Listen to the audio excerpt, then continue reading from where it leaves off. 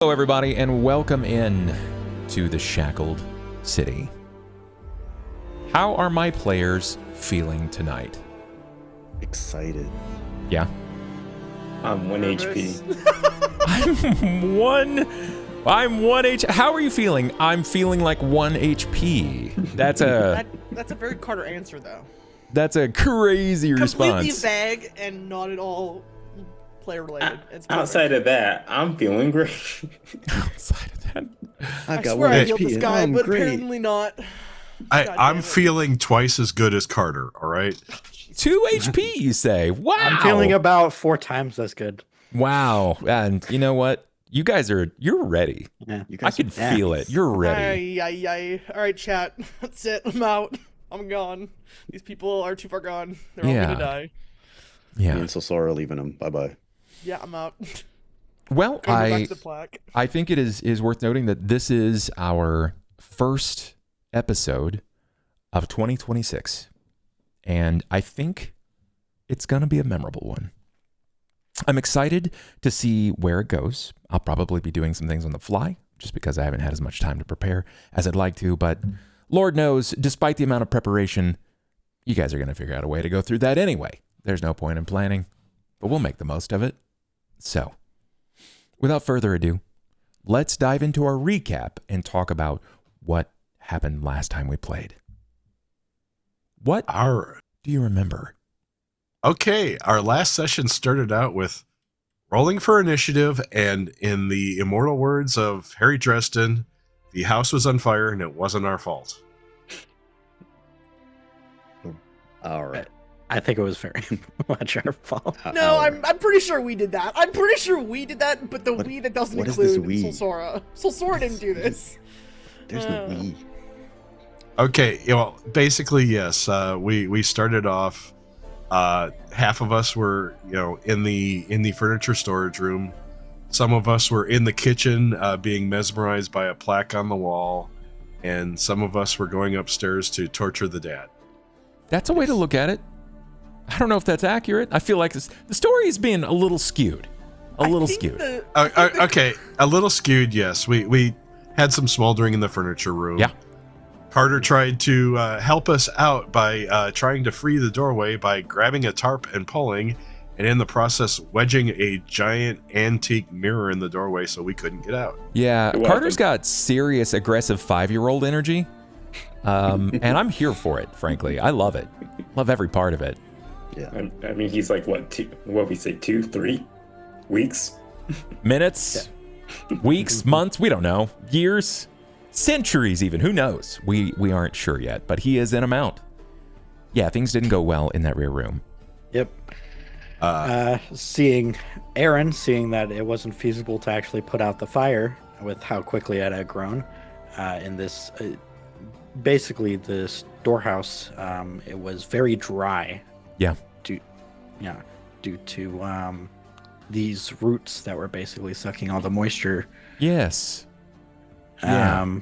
And seeing as it was not feasible to put out the fire, Aaron broke the mirror to clear the way for them to safely get out of the storeroom, and consequently, who knew the magic mirror would somehow be tied to one of the family members?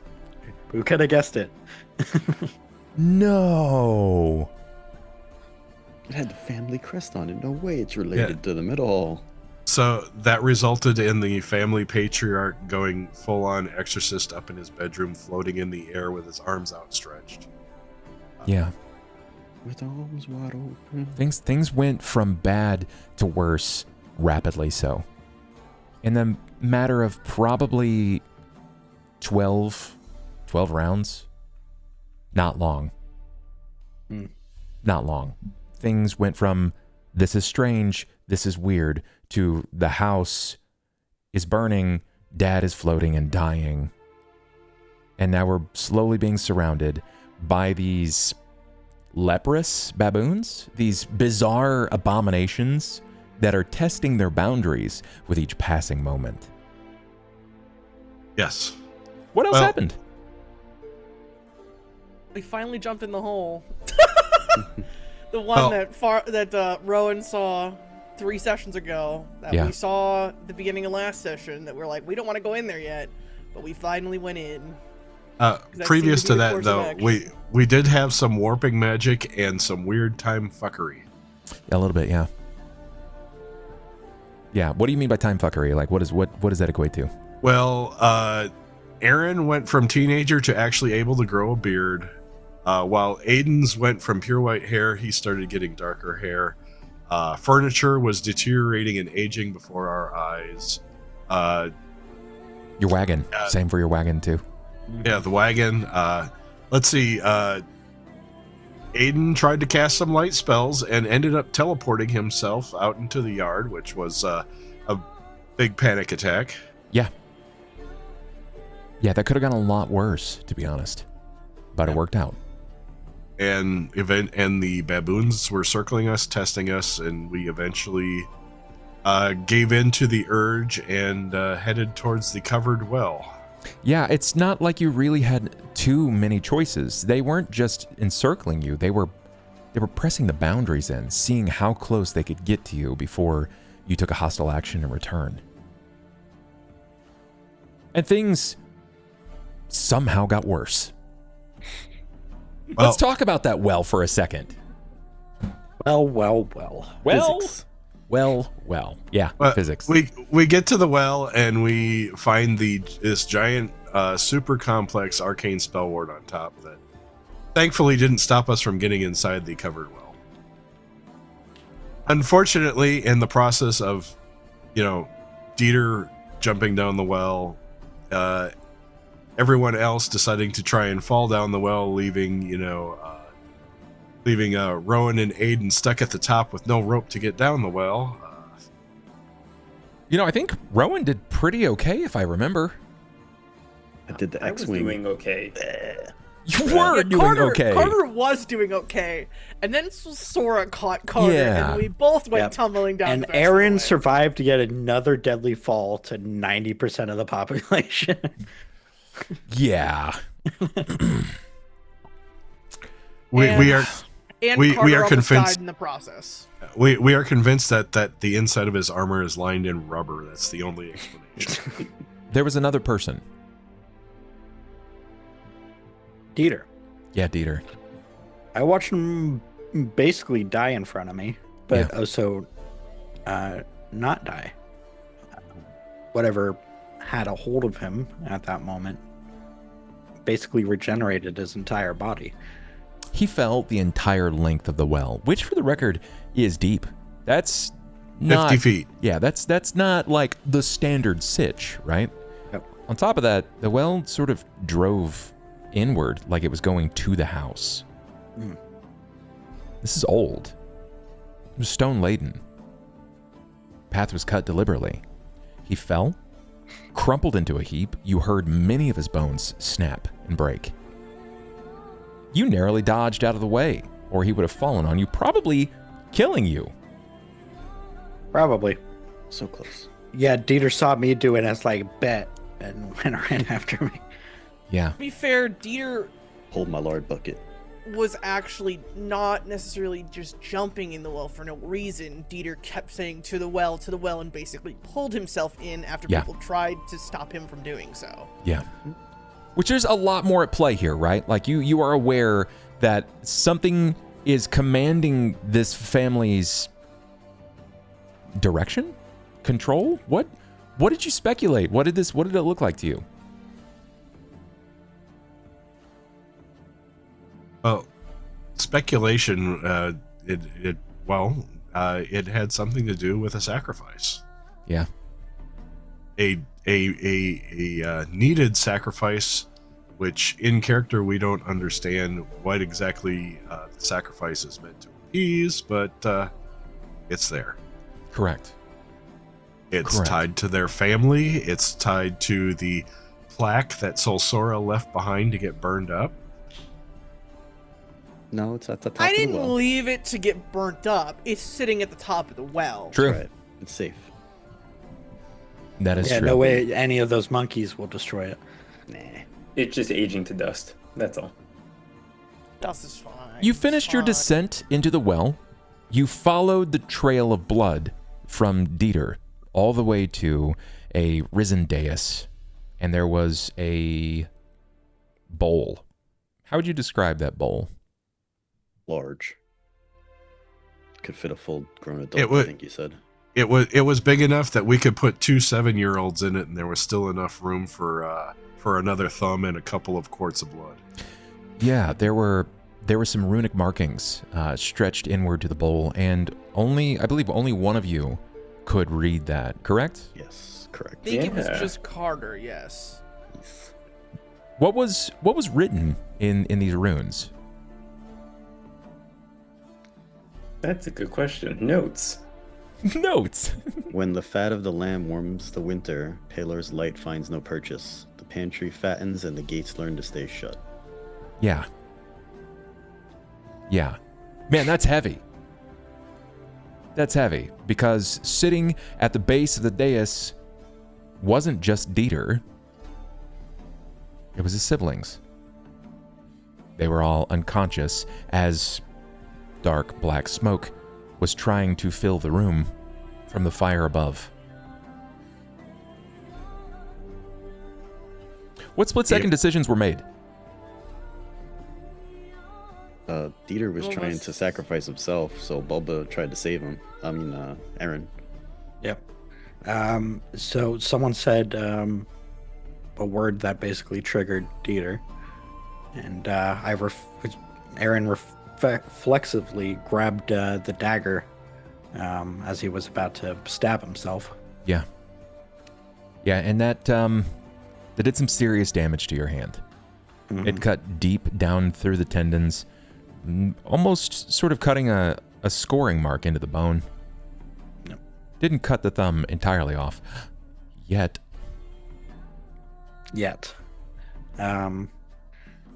Some different ideas were thrown around, and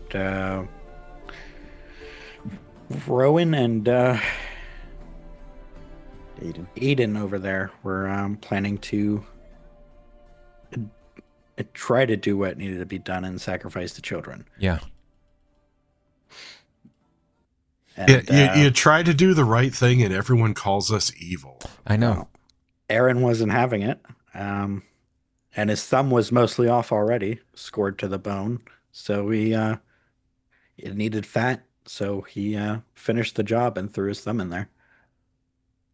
Which is not quite what it asked for, but it was something. There was a response from the dais in the bowl. Of course, prior to that, Carter had been feeding it some of the blood from his cut hand. So between the two of it opened the gate and flashed us to somewhere new. It did. And I believe that's all the details of what happened last time. It was a stressful session. No, we just had to defeat the big bad and save the kids. Problem solved. Yeah. And the getting back thing, that one's kind of important. We don't really know how to do that yet. The prison will fall apart once there's nothing to hold in it. This is fine. But see, here's the thing. We now got to meet what the prison is holding. Yeah, and then we beat it. It's fine. 1 HP, no dream. We got this. Then, without further ado, I think we dive in. I think it's time that we set the scene, see what's happening with our players. But first, before we dive right in, it is important to note that you guys, as viewers, have an opportunity at changing the fates, disrupting the tide of the story by impacting them with luck rerolls. Luck rerolls are gifted every time we hit a 10th integer. So at this point, we have 33 gifted subs tonight. Resubs, gifted subs, first-time subs. Every time we hit a 10th spot, it gives them one more, up to a max of 5. We're at 33 of 50, therefore they're at 3 of their luck rerolls. Additionally, coming very soon, if they make it back to Cauldron, NPCs will be welcome into the city. And if you are a patron supporter on patreon.com/BubTalks, you will be able to inject your NPC, your Patreon-sponsored creature, player, what have you, all of those things, into that world. I will be controlling them. We focus it on their vocation, and it's entirely up to the players to interact with them. I can make things happen, but it's up to them to see fit in the interest of them. So, here we go.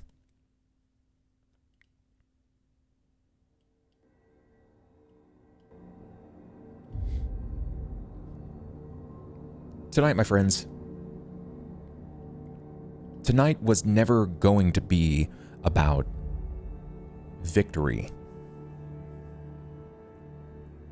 It was going to be about the shape that loss leaves behind. When something is taken from you and the world expects you to keep walking like you aren't lighter for it, be it a thumb, a child, a home, a promise.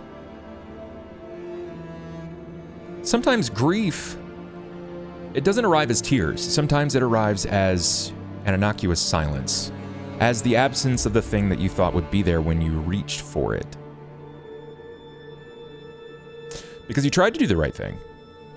You tried to meet the demands of something old, something hungry and precise.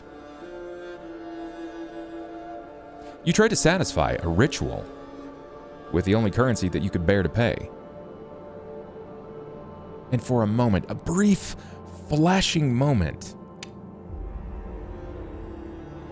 you thought you'd outsmarted the cruelty of it.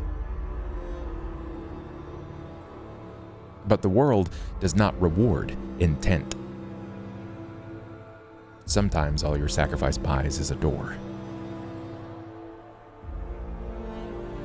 And now you stand in a place that feels sort of like an apology that was never spoken.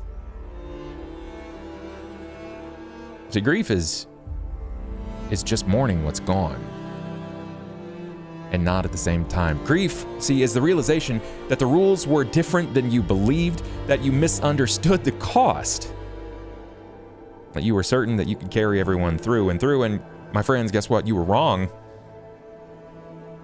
You arrived at the moment that you thought would be the end, and discovered it was just the beginning. So, take a breath. Feel what you've lost. Feel what you failed to protect, whom you failed to protect. And understand this. You didn't complete the ritual. You only proved you're willing to bleed. And something? Someone noticed. Someone noticed.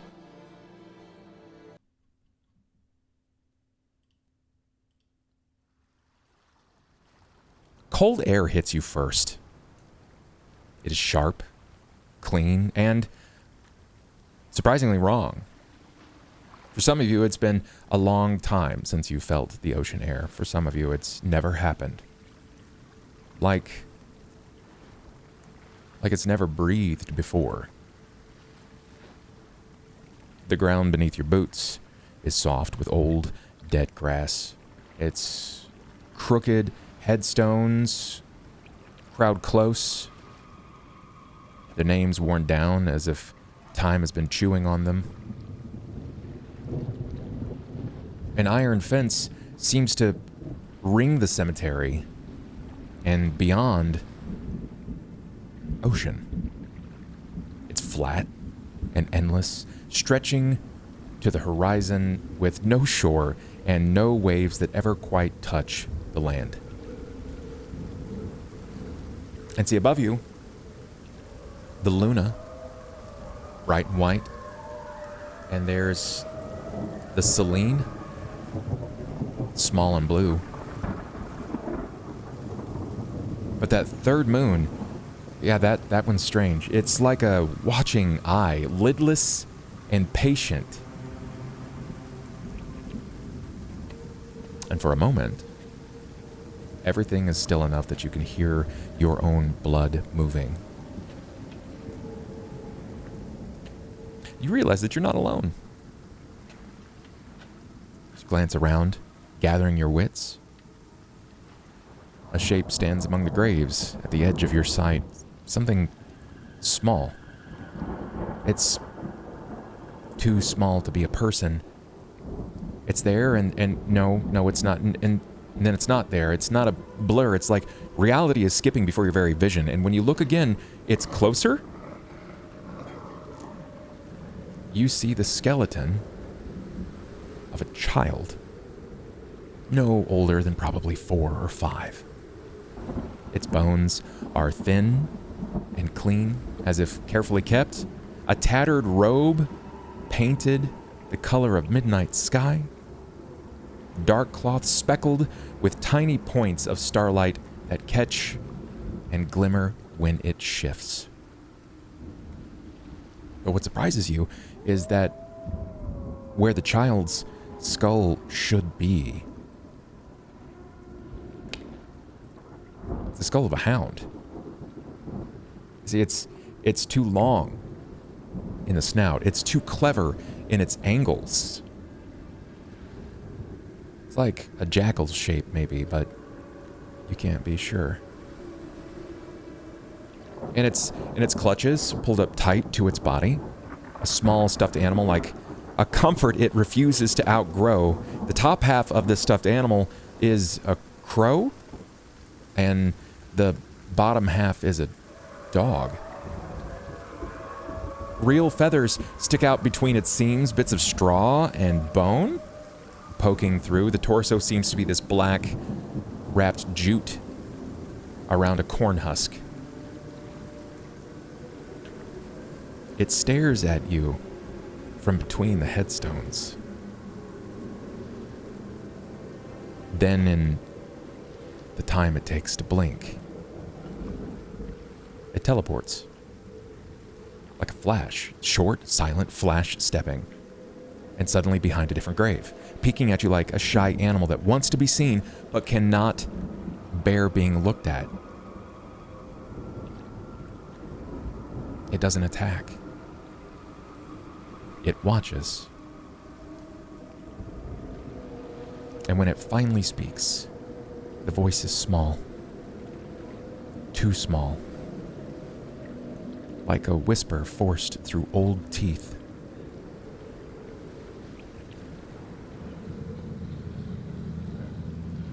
Hi.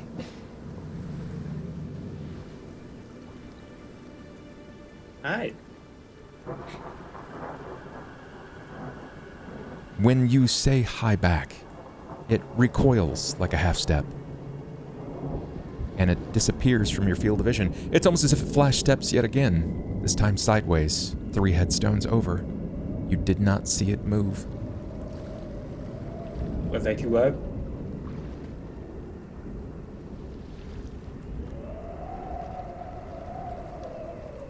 It raises a tiny bony hand. Hi. Hi. Ducks again, this time not stepping, but hiding just behind. You can see its bony fingers protruding over the top of the gravestone. We're not. Hello, we're not here to. Do you know where we are?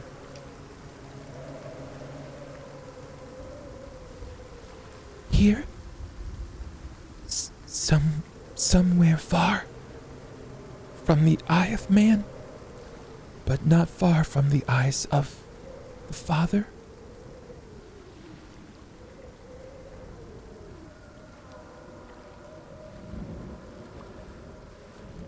Does the Father have a name other than the Father? The head lilts slowly before soldering left and right.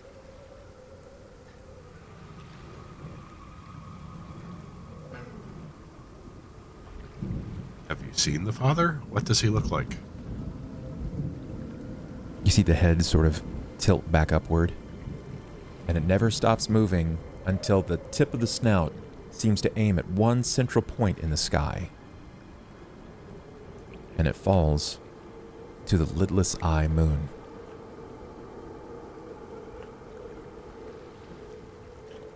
What are they looking at? Here. You can call me Aiden. Do you have a name?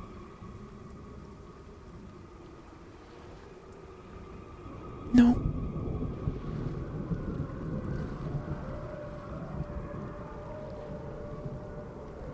Do you want one?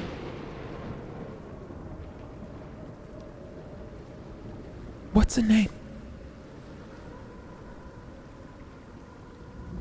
It's what they call you.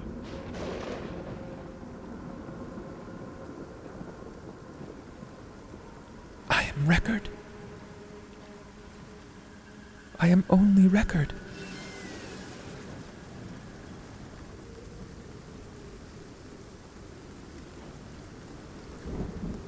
Hi, Record. I'm Carter. Carter. It shifts again, this time probably 3 or 4 stones up. It's a bit closer at this point, 15 or so feet away. Its body masks behind the crooked headstone. You see its fingers creep around the right side of the headstone as it watches just over the top. It would be eerie if you didn't think that it was just curious. You said the father was up? I'm sorry, Record. I can't see, so I don't know what you were looking at. Record's looking at a moon. A moon that looks like an eye, but no lids. That's who she claims is father. The small figure holds the half-crow, half-hound directly into the sky, pointing with a single wing at the moon. Carter continues to try and look where the pointing is, but he can't see far.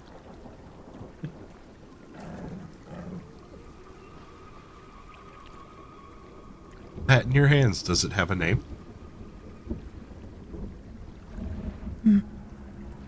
My friend. My only friend.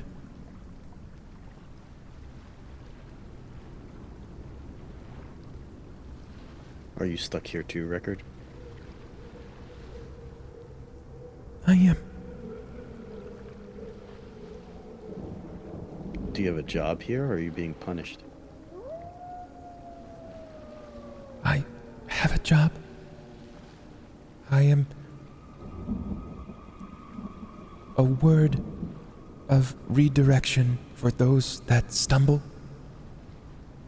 She seems to flash step, now perched near a mausoleum, half hidden. A word of record for the Maker. The jackal skull slowly turns to look to Aaron and to his bloodied hand. And a word of caution to the Seeker.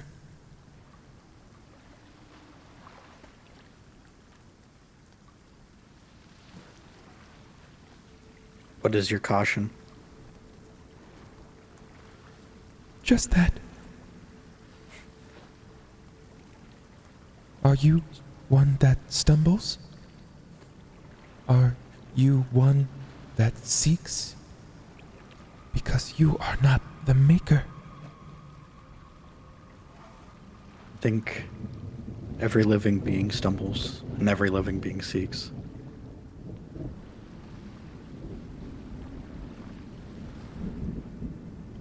Then you are lost and you should leave. How do we leave? Its head sort of like peeks up and looks to the waves, trying to the head sort of tilts upward, and she sets the tiny crow dog stuffed animal on the step, and then she stands on her tippy toes and puts her arms out like she's trying to jump. You can swim.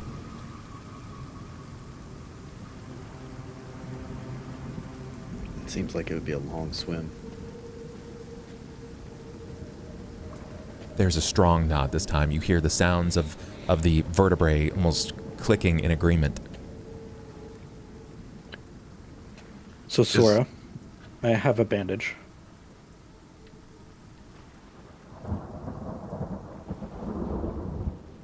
Pack and find one and head it to her. I'm still watching this jackal head, though, to see if it moves. I will, is there like a rock or something I could sit down on? Yeah, of course. Yeah, there's you have plenty of ground beneath you. So I'll find someplace to sit and carefully bandage my thumbless hand. Rowan would probably check on the kids while they're interacting with the record. They seem to be fine, unconscious, rather emaciated. Their skin is sort of sooty, very, very ashen. They look drained. They look like they have gone without for a number of days. Are they like just non-responsive? Like if we shake them, are they still knocked out? Or are Yeah, they they're still unconscious. You can tell they're alive, but only barely. Okay. Record. Record. Go ahead. Oh, go ahead, Jim. Is this, I see the graves around. Is there anything on this, around here other than this graveyard? Record doesn't say anything, but looks up at the mausoleum behind them. They're sort of at an angle behind the stairs, these small stone steps that lead up into a mausoleum chamber.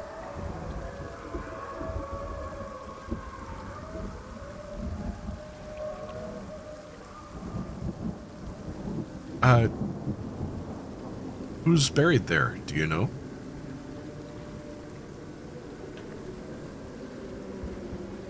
Hey, there's a pause. Goes still for a moment. There's no step, there is no fidgeting, no peeking. Even the robe's starlight seemed to dim. Then very, very quietly. Hey, lonely angel. It adds to it like it almost hates doing so and adding anything else to it at all. And a door that learns.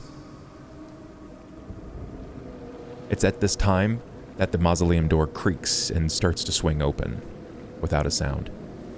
You get that first initial break, as if it's the first time that the seal has been snapped, but you're expecting the long, winding, like scream of the wood, and nothing.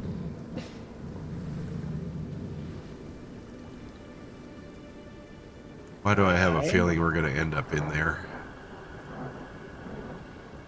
You want to take the long swim? We have 3 with us that can't swim at all. Or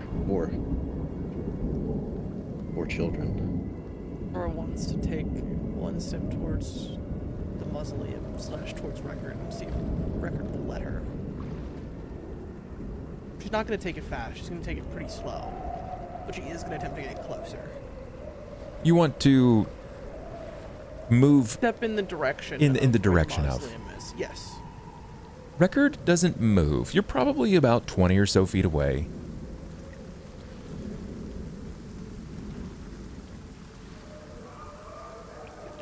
Go see the lonely angel? You're never met with a response. Just that.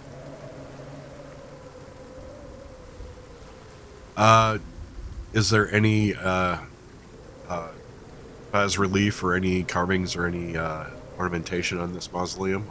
Now you can actually see that it's deliberately been left without identification. It's as if someone has tried keeping this a secret.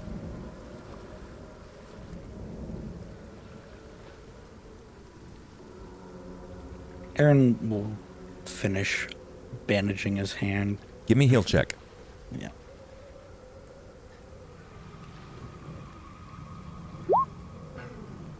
You lose the other 4 fingers. It doesn't look great. It'll suffice, but it doesn't look great. So, sorry, I'm having a little trouble bandaging with my thumb missing. Think you could assist me? Sora will turn around and walk back to Aaron Okay. and attempt to figure out where this bandage went wrong and fix him up with a new one. Sure. I assume you want a heal check for. Yeah. I'm trying to figure out where my button is. This one? For plus 30. The one I want? Yeah. To be able to roll 2 heal checks and take the better one. Yeah. Okay.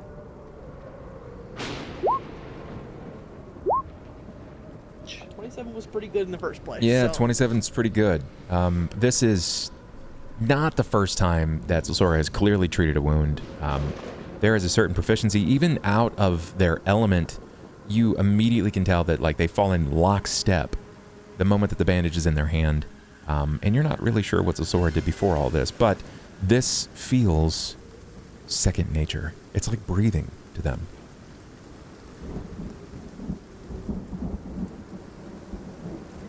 Kind of just give like a light pat on the back of Erin's hand when she bandages it. And then Thank you. stand back up towards the mausoleum. Got it. Aaron will grab the bandages and approach Record. Record recoils. There is something about you specifically, Aaron, that they don't feel comfortable with. If Sora attempts to step towards Record, is there any response from Record? How close? Not that close. If I'm 20 feet now, maybe slightly more than 15. Okay. She still doesn't want to get that close, but she's curious if she gets closer, if there's a response from Record. Record grabs their doll, their Krog, as you will, the crow dog, and draws it a little tighter into their arms so as to not create obstruction for your movement.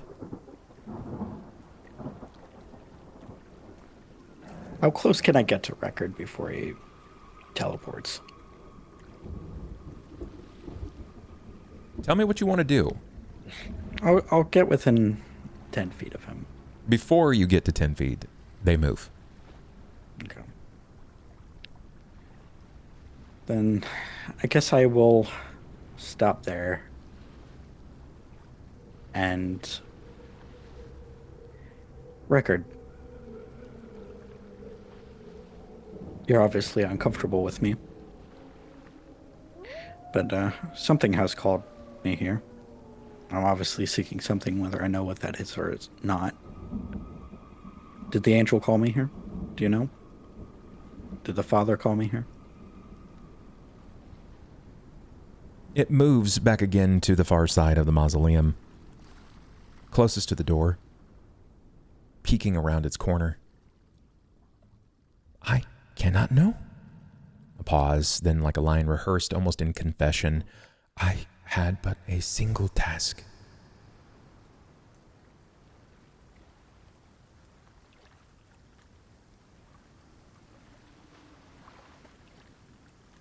Well, Closest. what do the rest of you think? Should we search around? Enter the mausoleum? How? Try to how swim close? back with 4 children? Sorry, Christy, how what? How close is Record to the door of the mausoleum? Probably within 10 feet of the door. She's deliberately off the steps, peering from the side, like she's peeking like a child would, watching from the outside. So if I get to about 10 feet from the mausoleum, that's where I would like to stop walking. But I'm curious if she moves if I'm 10 feet from where the mausoleum is. No, she peers to you out of curiosity, but it's more like you're getting more of like a hound aspect. You notice subtle jerky movements, like the head sort of jars to the side as if they're trying to perceive how you are. Not who you are, but how you are.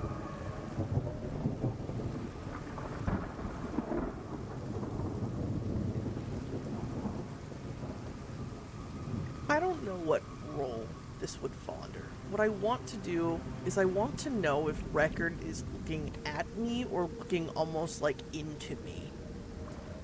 My initial thought was judge intentions, but I don't know if that fits here. It's a little difficult, right? Because they don't have eyes. I meant like general posture, I guess, for lack of a better word, of like how the skeleton's facing is more so what They're the looking. sword's at. They're definitely looking at you. Like eye to eye, where like the eyes would be. Or is it more just in my general direction, but not directly at me? Is what I'm looking for. You know it's looking in your general direction, but you can't actually tell because you're missing some of like the more obvious Sure. things for intentional judgment. Okay. What about Rowan, Aiden, and Carter? I'm worried about the kids, so like I'm just staying with them. I think we should look around before we go into the mausoleum. That should be the last thing. Carter. I want to cast Detect Fiendish Presence and try and focus it on the mausoleum. It can't be a good idea. But Record said it's an angel. Gotta be blinding. It just has to be. So then nothing will happen. I'll be fine. God damn it. Fucking Logic. flashbanged. How dare You're gonna you use lose logic. whatever He's sight blind you have anyway. left. Yeah, I'm already blind. Let me flashbang myself. Do you cast Detect Fiendish Presence? Yes. As you cast Detect Fiendish Presence, it's sort of like, have you ever held like a large lumen flashlight in front of your hand and you see the ring that it produces on your hand? Yes. That's sort of what occurs, but instead it rises from around encircling the mausoleum as far as your vision goes into the sky. You detect it is a combination, mostly because you can tell that the fiendish presence is magic, and it is fighting. It's like serpent-style fighting, weaving with something else that is outside of your field of spectrum of understanding, that is trying to both break free and trying to anchor itself. The longer you look at this fiendish presence, these serpent-like runes sort of, as they end in spots and then break away and create again, creating this almost like cavalcade or this lattice-like magic that encircles this mausoleum. At each end, it almost appears to look like a triangle, but as it sort of whips around and turns, it's like the mouth of a lamprey.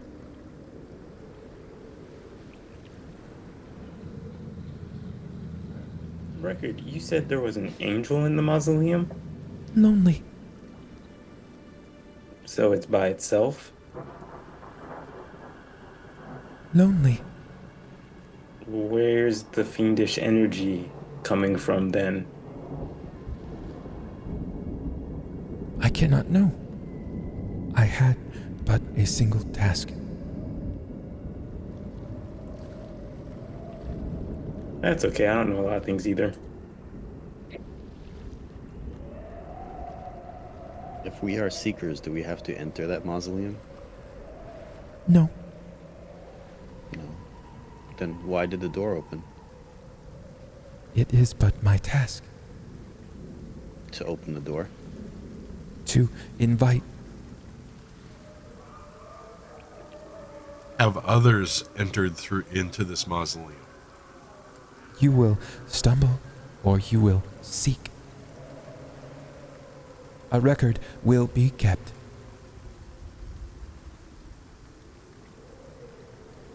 Aiden just kind of holds his hand up and once more, just does this and has a bunch of dancing lights start to circle around his hand. To see how it responds to the weird plane we seem to be in, and if it's stable, he will send it towards the open doorway of the mausoleum, hopefully to get a better view of what's inside. Yeah, it feels, from where you are as you cast Dancing Lights, it feels like it responds to magic the same way at home, right, in the normal plane. But this place feels unnatural. It feels wrong for a lot of reasons. It does not feel like home. The air feels different here, like you are higher up in elevation. The water seems more turbulent, but you don't detect wind to drive its turbulation. The water is darker.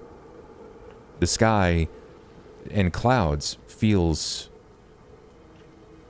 like if you were to shift the color spectrum just to the left a little. It's like everything is off. As the lights are going towards the door, Aiden will ask Record, is it always nighttime? Is it always like this here? It is always night.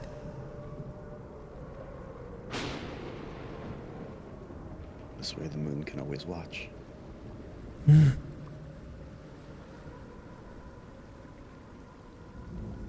Aiden, with his lights active, will start taking a couple steps towards the mausoleum doorway.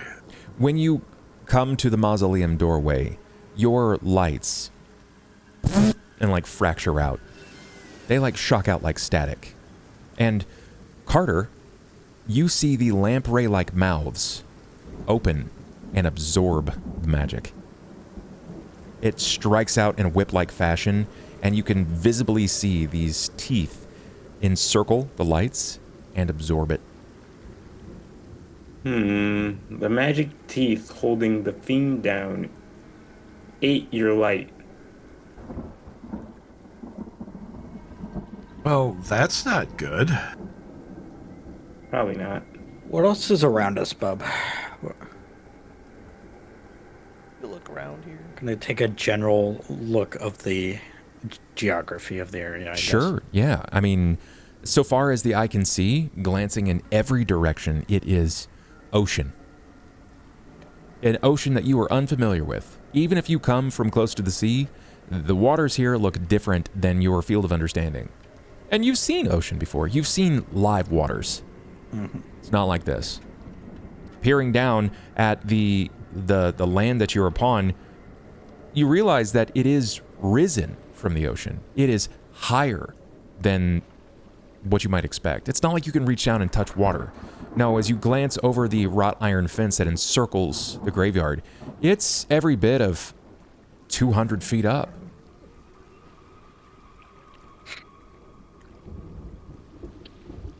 It's crazy. Looks like it's only one option. Carter, I'm going to try and light a torch. Can you keep an eye and see if the magic teeth try to eat the fire as well? Sure. And I will pull a torch and flint and steel from my my pack and attempt to light said torch. You succeed in doing so. A few strikes of the flint and steel. You hear the crash of it across itself, igniting a few sparks, and it takes a moment, but you blow into this, and before you know it, you have torchlight. And then I once again attempt to approach the mausoleum. As you approach the mausoleum, you hear the shifting. You're close enough now that you gain this information. It's a sound of movement. You look, and Record has disappeared from the side of the door, moving almost like teleport again, but you heard it, the robe rustling like dry leaves. Hiding again, she points. You can see each digit of the bony finger point at the mausoleum. Oh, it's a hold. She taps a headstone gently with that finger again, saying to you this time, a place that keeps.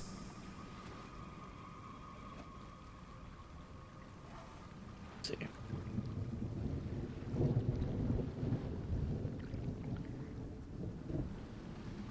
I wonder if the family's bloodline is what's been maintaining this place.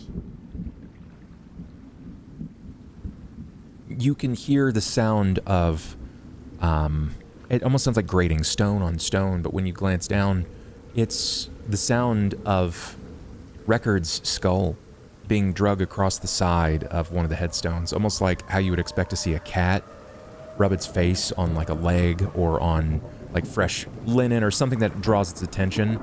And as it sort of like peers down at you and notices you noticing it, when you're discussing the family, it says, "A promise broken." And it taps the crow dog's beak once, sort of absent-mindedly. "A debt that walked."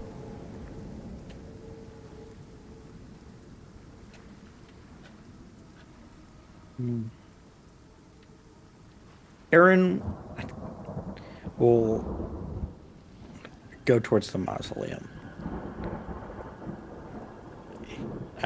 He'll walk up to the door, basically.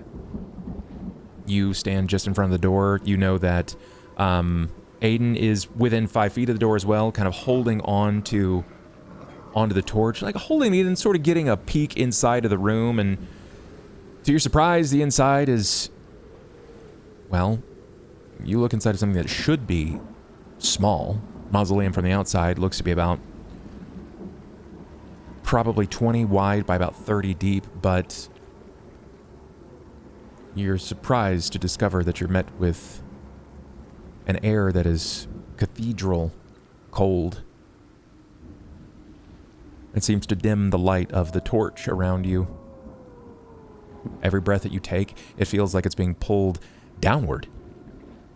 A square opening in the floor in front of you. Yawning in the floor. A stairwell descending into the darkness that doesn't seem to belong in a building of this size. You cannot see the rear wall. Well, this journey has been nothing but difficult choices. And now we're stuck with pretty much one choice. Well, yeah, I have a feeling we're going to be going forward. The real question is do we leave the siblings here under the watchful eye of record, or do we take them with and risk them being sucked down with? What if we can't get them when we leave? It would not be safe to carry them.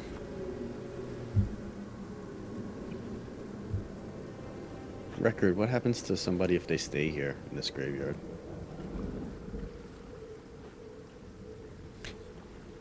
Do they breathe? Yes. Then they will die. And I will keep a record of them.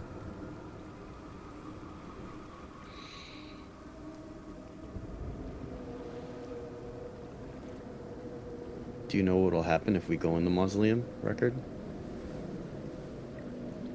The head sort of tilts down, almost like in a shy like response, and the hand sort of clutches the crog very tightly to its chest.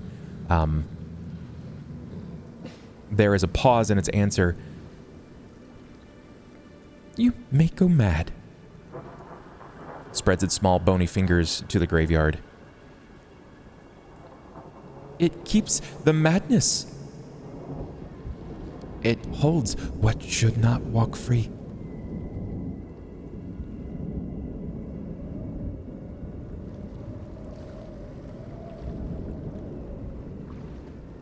You said a promise broken, so does that mean that the madness will escape? There's a pause, and you can see the sort of the upturn of the shoulder, like it's shrugging or checking for words. I do not keep that knowledge. It looks away quickly. I do not know. But then softer, almost apologetic. Not mine.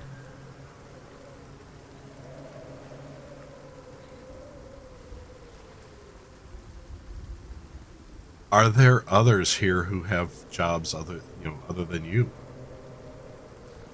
Only the lonely angel. If we go in there, do we meet the lonely angel? Several tilts of the head in acknowledgement. Well, there's only one place to go, and if we leave the kids, they die. I'm gonna cast Cure Light Wounds on myself. Before we go downstairs, let me heal myself up. Before we go downstairs. I love that. These kids are in a really bad way. They might die. I heal me, actually. Yeah. Can I? can't, I assume a feed heal them and check stuff, they're would be unconscious. the most appropriate here. Can I just see who of the living people looks the worst to Solsora? That's a great question. I would presume that it is Aaron Jackson or Aiden. probably Aaron. Aaron or Carter. Well, Carter just healed himself, so If I heal Aaron, he's just gonna do dumb shit again. Oh, for sure, but that's his MO. You already know what's going to happen. Yeah. So I would like to channel positive energy into Aaron. Okay. Can you cue Channel Positive Energy? Sure. You didn't write down all of Channel Positive Energy. Oh, god damn it. Let me go see if it's in here. No. I got you. You should know that Channel Positive Energy emulates in an area of effect. For record. Oh no. That's horrific. When you channel positive energy, That's it not good. immediately emits a wave of healing. And as this occurs, Record drops the Krog. And attached to the Krog is the hand of Record. You no longer see Record.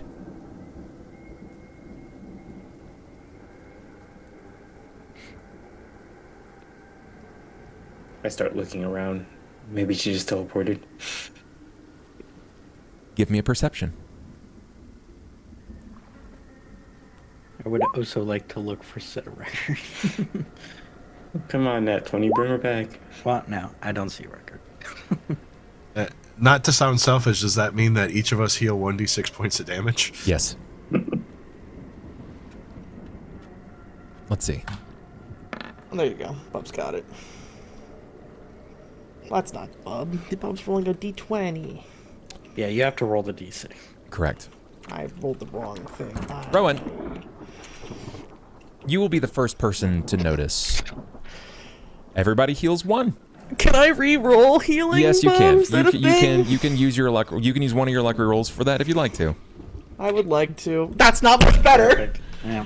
Whatever. It's fine. It doubled. It's so fine. Fine. Everyone put heals- me at full. 2. I'm back at full. Yeah. Rowan, it's just a moment, right? It's just a moment, but you see it. It wasn't there before. Nestled to just the rear side of one of the gravestones, you can see the midnight cape, a cowl and cape that it was wearing, sort of dressing and hiding its body, just sort of like flit in the wind. That's not there. I see Record's outfit over there, and I point it out to them. I'll walk towards it if I see it. When you point it out, it takes a moment for the others to sort of catch on to this. So you see it as well. Like you pick up on the cloak, you can identify what looks to be like a form, but because they're so small and they're so thin, it's difficult to kind of pick it. You're expecting to find like a person, but this is, after all, a skeleton. Yeah. And you find a lifeless skeletal creature. It's not moving. Its hand is gone.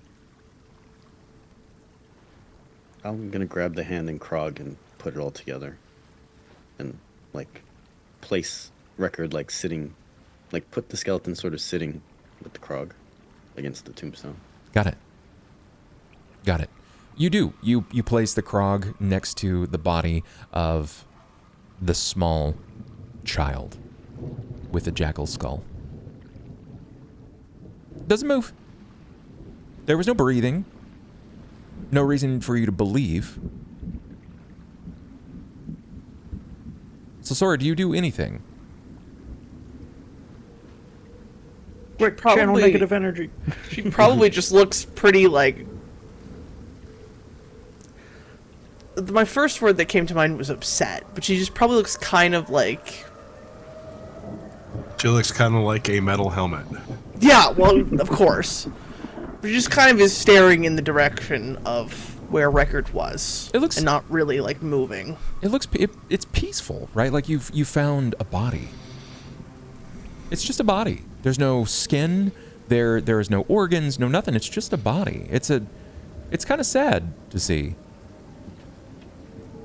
But it's just a body. Carter walk up and kind of like wave his hands in front of the empty eye sockets, like checking, see if there's any signs of like movement or anything. There's something bizarre about it, Carter. Where all of the others see a corpse, right? Like a very, very finely decomposed corpse, and it's a skeleton. There is something about it that seems so impressively sad to you. It just emits this feeling of a suppressing morose nature. And you're not sure what drove it there, but you can swear that for some reason there are marks in the orbitals of the bones where, if tears were or could form, sat there for many, many years.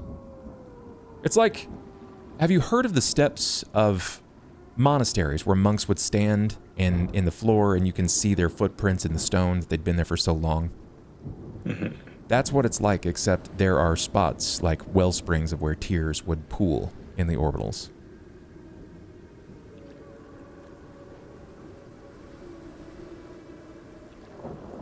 He'll like place a hand on the shoulder, like move the body just a little bit. Record? Record doesn't move.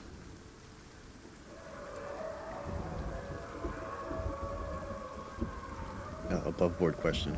When Solsora did that positive energy, did the kids get a little better too? They will, yeah. Okay. Because they're not undead, and they are temporarily, if not for any other reason, regarded as allies to a degree.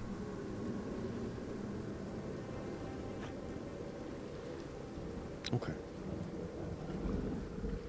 I know what channel energy does. I'm aware of what channel energy does. Yeah, but Farm's he's being mean to me though. He's being a meanie. That's my job. It's on brand. You got to bear in mind that I magic know. There's it's being a little other wonky things here. happening here. Yeah. That's the part I figured. But I went to go write it down to be better than having nothing there. Yes. All right. Well, Now that our guide is gone, I guess we have one way to go. And Can I pick up the Krog? Rowan will pick up Dieter. You can pick up the Krog if you'd like to, yeah. So Sora's gonna pick the Krog up. Okay. Killed Record, looted the body. Jesus Christ. I'm not looting the body! What the hell? I can't believe this. I can't believe this. God, stealing good job, the Kane. poor kid's only possession. I'm not stealing it. I'm picking it up off the ground. You guys didn't let me finish, so fuck you for that. I was gonna put it on the headstone where she was, where I last saw her. I want to pick it up and put it on top, rather than it being on the ground. I put it with her body already. That's what I said I did. Oh my god. Oh, whatever. It's fine. So now you want to take it from the body? No, and you put can back over move it back there? on the body. That's fine. Pick the Krog up, put the Krog down, go walk in the Museum. Steal the die, Krog. Probably. It's fine. No. I will actually go help Rowan because he's no way he's going to carry all three of them. And no, I'm just considering gonna carry Rowan's Dieter. gone all the way back, he's not going to leave without him. All right, so we have. crazy right now. I love it. I see three. There's 3 kids here. 4 kids. 4. I have Dieter. There's the 2 twins and the little girl left. Yes. I'll make an attempt to carry one of the 2 twins, I think. Okay. I'll pick up a child. Or Pick up a there's 2. I'll pick up both. I'll pick up both. Wait, just 2 kids. Local child emporium. Okay, so for I clarity, guess- Carter has 1 or 2. 2 right now. You have 2. You picked up the smallest. Or are you picking up the twins? I I think Sosori said she's grabbing a twin, so I guess. So Sora's grabbing whoever is still laying there when she Okay. gets over there, because she's probably the last one there. I know that Rowan is grabbing Dieter. Dieter is the largest Correct. of them. Is probably going to be the heaviest. Correct. I'll just need strength checks from everyone because Cool. it's dead weight, right? Dead weight is Yeah. still difficult to carry. Oh my fucking god.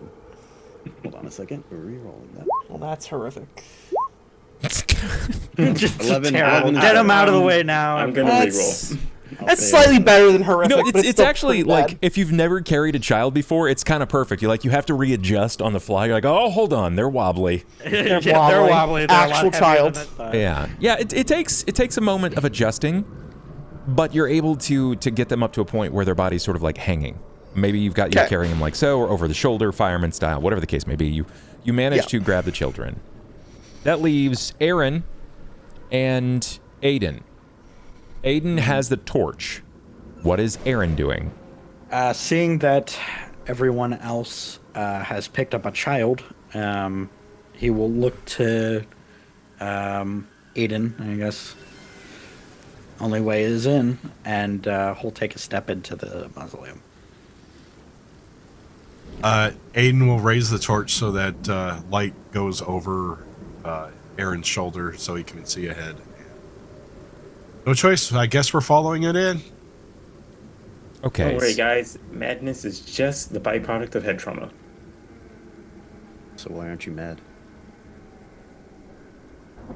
Who says he wasn't? You think I'm not? I don't think you are. I think you're just really curious in a bad way. You notice that he smiles at that.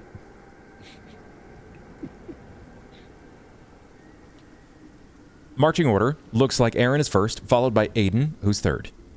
Me. Got it? I'm last. Okay. Rowan, you were already up there. You had already declared that you were picking up the boy and that you were going to kind of stand up there. You're letting everybody kind of file in. We see next is Sora, followed by Carter, and then you do one last glance out amidst the graveyard to see if anything was lost, if anything might have been dropped. There is something that was dropped. You see the dagger. Oh, the sacrificial dagger. Yes. Guys, the dagger's out here. Do we need it? I guess I'll grab it. Aaron will go back out and grab the dagger. It runs up real quick, reaches down to grab the dagger. Can I get a perception, please, from you? Yes, you can. The dagger's alive. Which hand do you use to grab the dagger? Is it instinctual?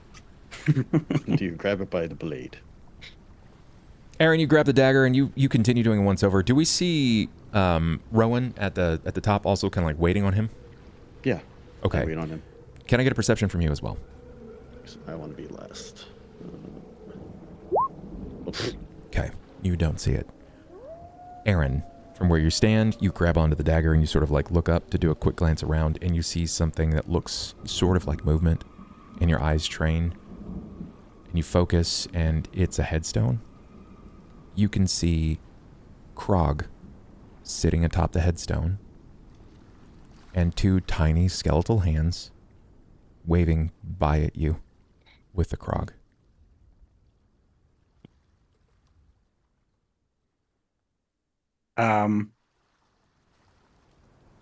I will take those bandages, whatever's left over of the bandages, set them on the ground and say payment for your services, and walk into the mausoleum. You see Krog slowly dip away under and behind the headstone. There's some weird interaction. You can't really make out what's going on, Farm. But he seems to toss the bandages and runs back up to you holding onto the dagger. Hope we don't need those later. That should be fine. At this point, it's either we get out of here or it's death, so I don't think it... Jackson, that's entirely my thought. It's the funniest thing. Man paid a skeleton in bandages. I mean, he can use them for his Krog. It's Decoration. Oh, goodness. decoration. I'm just happy that Krog is He's wearing a magic robe that shines like Yeah. starlight. Hey, here's some bandages, guy. Take care. I mean, what else does he have here? Pretend to be a Right him a mummy. fine. Indecent exposure. That's so good. That's good. Thank you for that. I appreciate that. Unironically, it's hilarious. Yeah, it's like, what would be the funniest thing I could give this skeleton? But yeah, I'll hold the dagger and rejoin the marching order in first if they hadn't gone ahead without me. I know Rowan's standing at the door still. Yep. Well, I don't plan on tanking, so All right. Well, yeah. If Carter didn't run ahead, it sounds like everybody. I waited. mean, if Aiden like attempts to get behind Sora will gladly take over and lead with the twin. No, But if Aiden's not leaving, it's fine. Yeah, Aiden will wait for Aaron to resume the lead. Fair. The steps change as you go. Of course. Stone to iron to something that feels like bone. Hooks line the walls in repeating patterns, chains hanging slack, swaying silently and slightly as if it's breathing.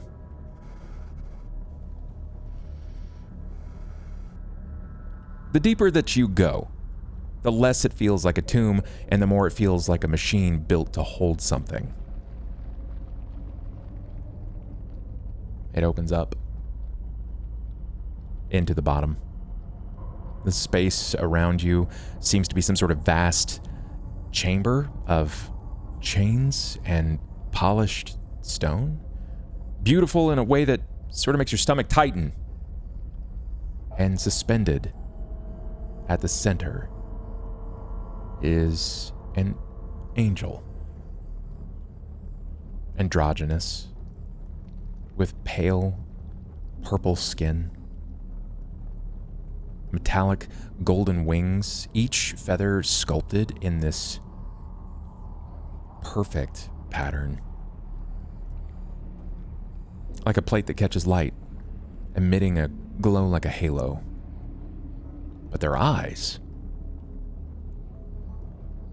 have been flayed, black and glistening, hung beside their face on hooks, still tethered by thin strands that you don't want to look too closely at. They weep constantly, tears drifting down and vanishing before they seemingly touch the floor. They're suspended on hooks. As the angel senses you, their head turns slowly.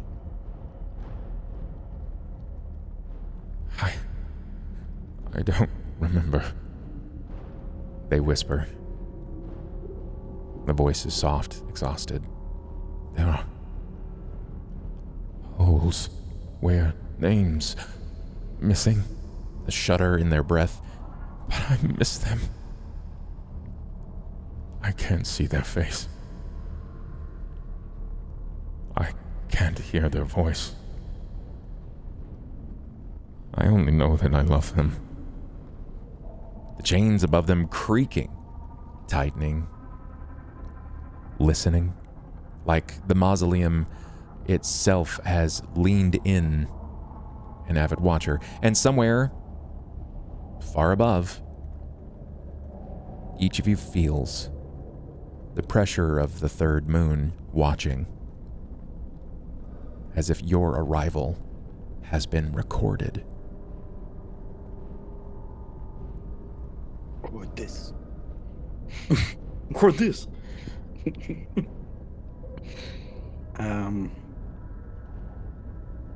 Have you come to torment me further? No. Oh? Apparently we have stumbled, and now I am seeking.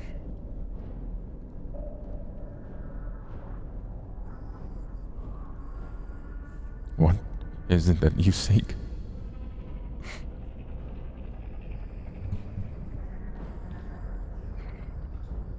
Maybe a way to leave. Maybe a way to right the wrongs we've done.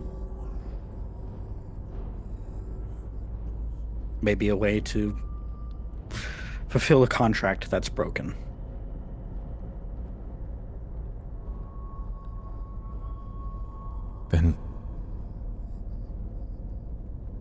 I cannot help you. I can not help you.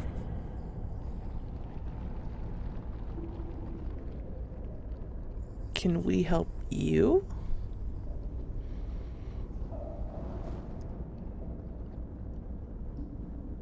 I do not know. I wish to just remember. Every time their body seems to tilt or move, there's a gleam and glisten of the wings trying to find a moment where pain is not felt. Trying to find any kind of breath amidst the storm of steel. Flaying its body open, hanging for the elements to drip down upon raw flesh, muscle, and sinew. Can I step closer to the angel? Of course you can. They're suspended 10 feet in the air, so it will be outside of your reach. That's fine. I just want to get closer to see the angel better. As Selsar is looking at the angel, I'm going to kind of circle the chamber that we're in to see if I can see where the tethers and chains. You faded out. I know what you said, but you started to fade out.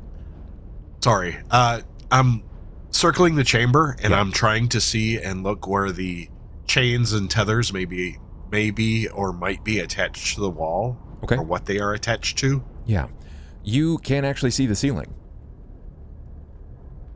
It just is beyond your field of vision. It's much like the rear side of the mausoleum entry. You're certain there was a wall there.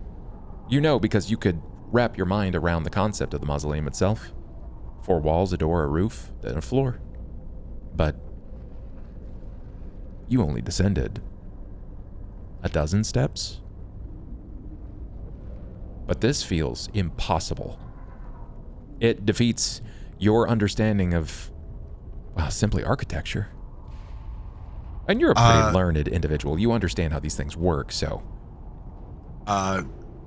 Knowledge planes, see if I can realize that this is either a demi-plane or a pocket dimension. Yeah, that's fair. You could give me a roll. Let's see if you can pick it up. Yeah, I think it's safe with your knowledge of realms. We'll call it that, realms. You are familiar that there are some spaces that defy logic by creation, and this is safe to assume that you didn't just stumble into some place outside of the continent, you stumbled into a pocket dimension.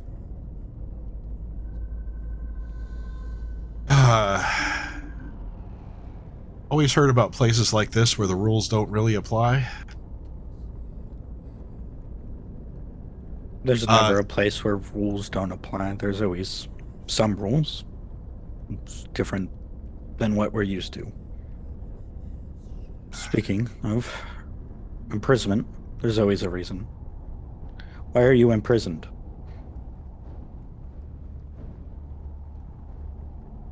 I wish I knew. Is that what you forgot? I've forgotten many things. I just wish to right the wrongs. You have a name? I'm sure I did at some point. But all that I know is that I must rise to right the wrongs in Celestia.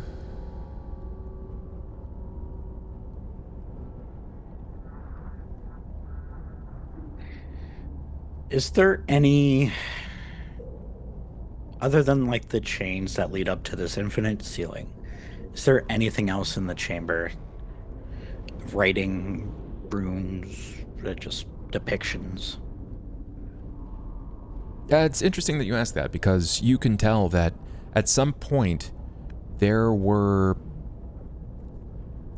images carved into the stone walls. There were things that sort of like move and jut amidst your boot steps that show you that there were various depictions of imagery in the floor. There are deep grooves where it looks like blood has fallen for a very, very long time.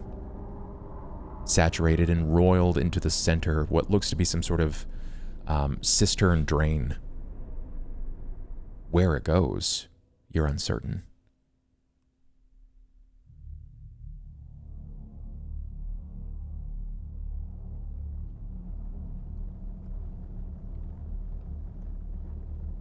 Any ideas, smart guys? This is well beyond anything I've ever dealt with. Question, Angel. We appear to be on a demi-plane of some sort. If we can manage to free you, do you think you would have the power to get us back to our own plane? I do not know, but I wish to try.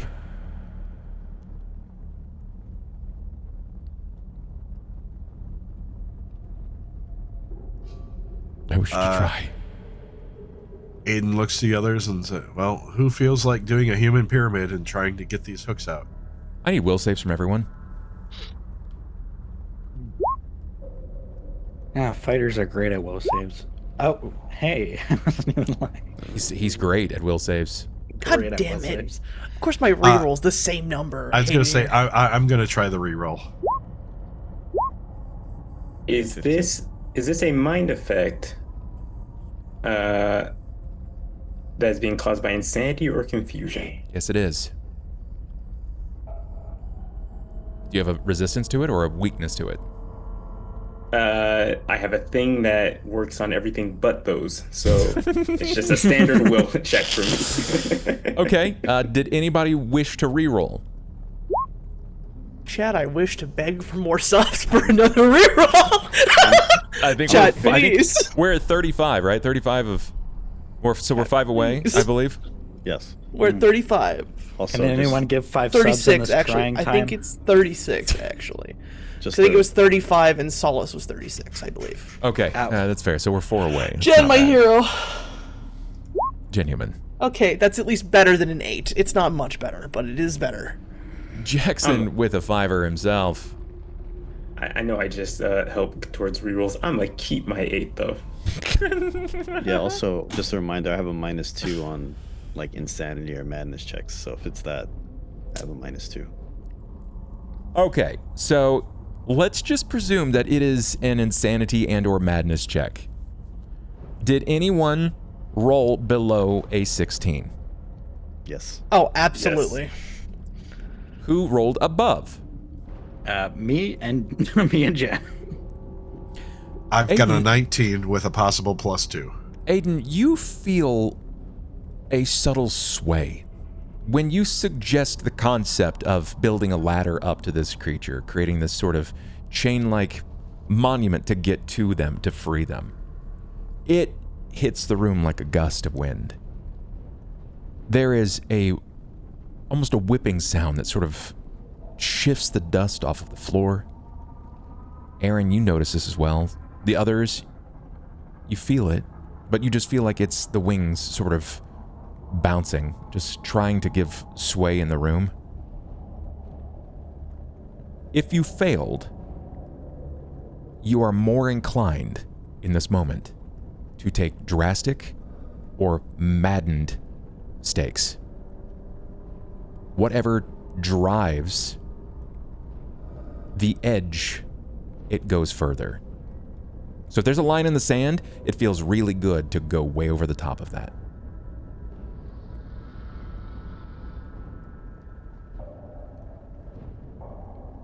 Maybe if we chuck the kids at him, the weight will pull him down. He didn't say you say mad things. He says, if there's a line, you're willing to go over it. Well, right now I can't help. I got these kids. Carter, go look down that drain. You say you wish to right wrongs. I must.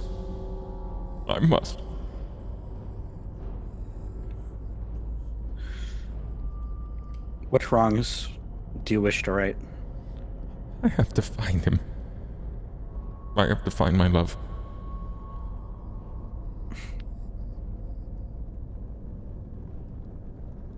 Christy just got it. I just got it.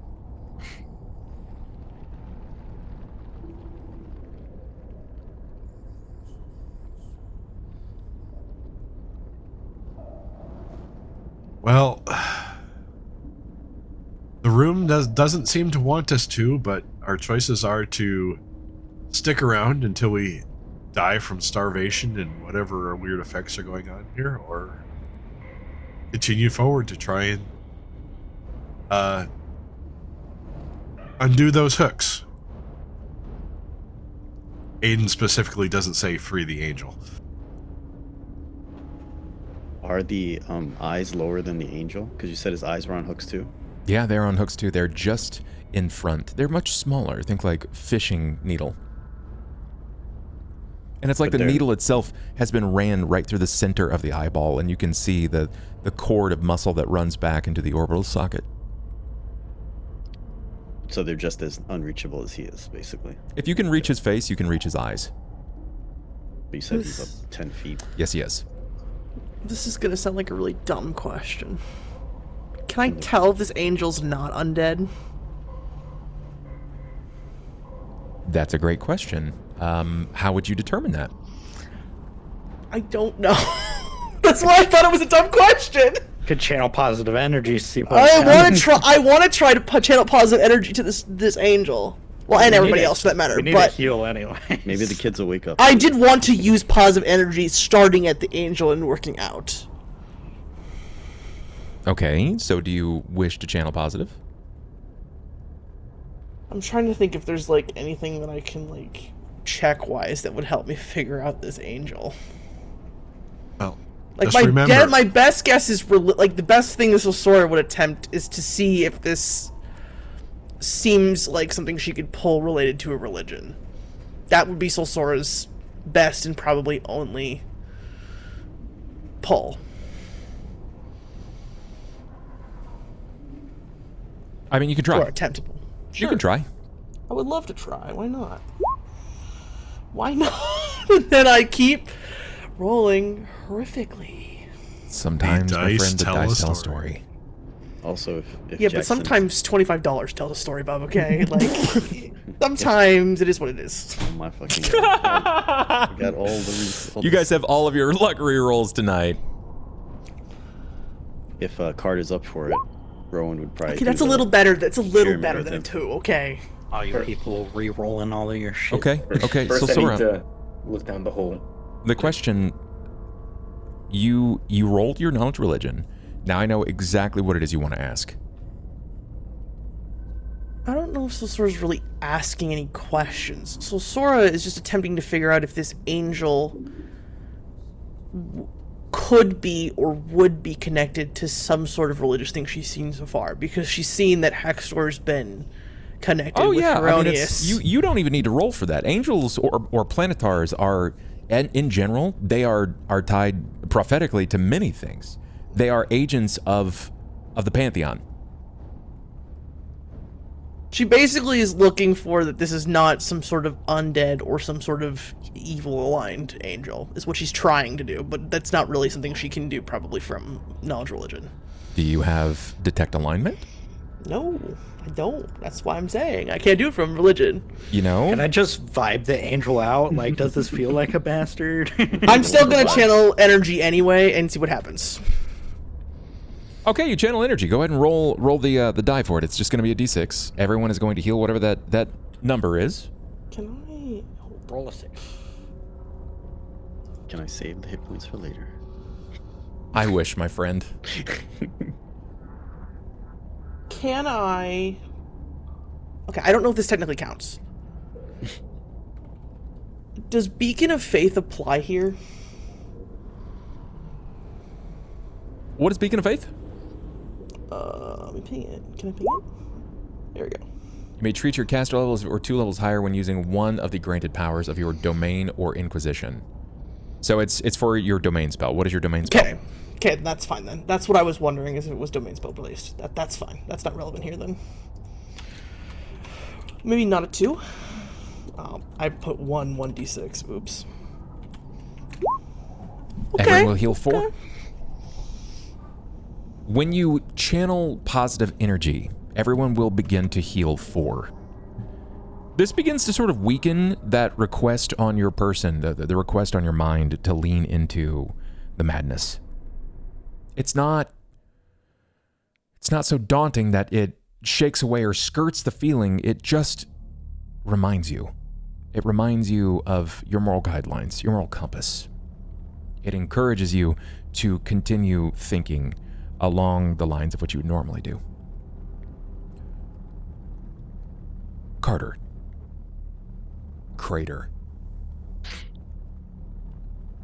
You begin to peer down the hole in the center of the floor where it looks like there was some sort of like blood well.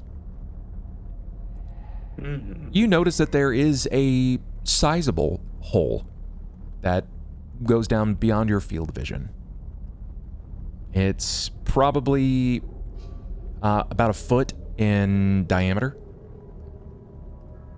It's not so large, right? Like a basketball couldn't fit down here. But you can see down it, and you're not sure how far down it goes. Is there anything you wish to do? No, if I can't see the bottom, I lose interest. I look Give up me perception. Oh, okay. I'm so good at those. You're so good at those. I'm great. You know what's ideal is that your vision is so poor already, it doesn't really make a difference. It's just darkness.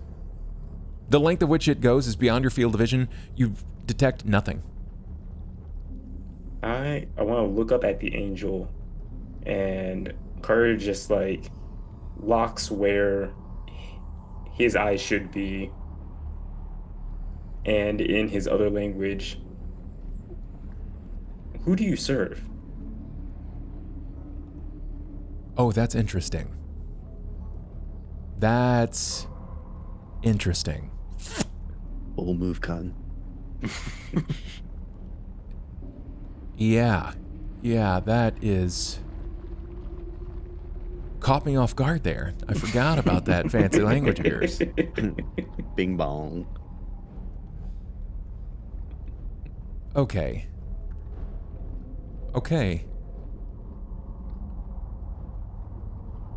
Huh. Now I have to think about how they would respond here. Uh-oh. Roll for madness again. Roll for initiative. I doubt. At least now Haft's person not limping. There is a matching return sound of music that emits from the angel's mouth. It is bizarre in nature to hear the sounds of what you could only call the trumpet's call. And from whence it sings, it speaks in a form that only you understand. And it just says, I hold dominion. I answer to no man or God. I lead the smoking eye.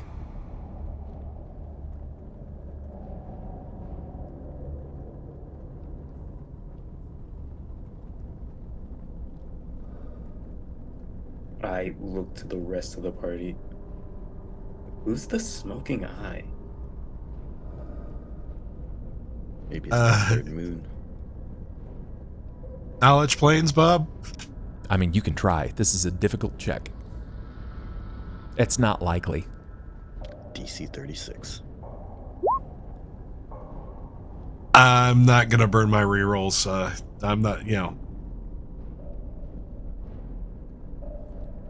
It's unfamiliar to you. So are we trying to release him, Carter? After your bing bong language?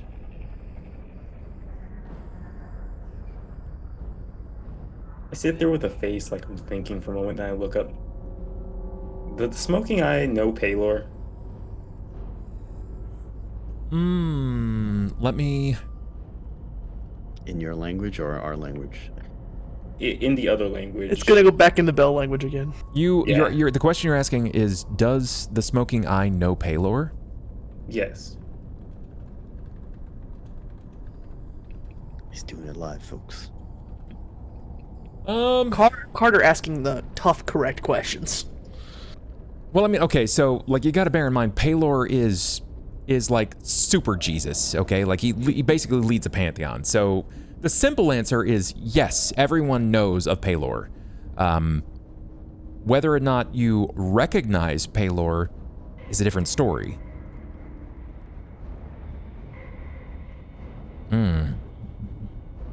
So your question is, does the Smoking Eye know Paylor?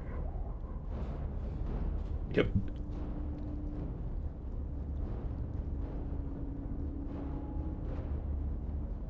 The Eye sees Paylor and Ken.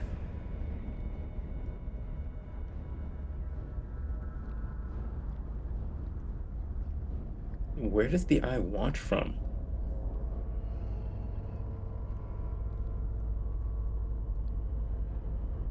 What was your question? Where does the eye watch from? Where does the eye watch from? Which eye? The smoking eye.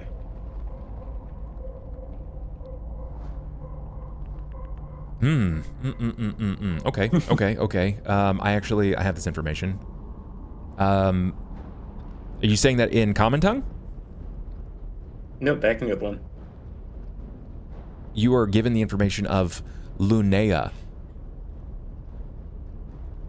Lunea, the Silver Heaven.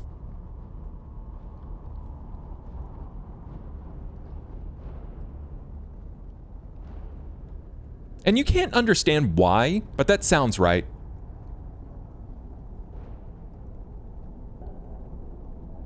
Okay, yeah, that checks out. I think.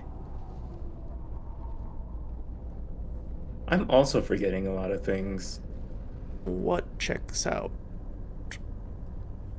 What did it say?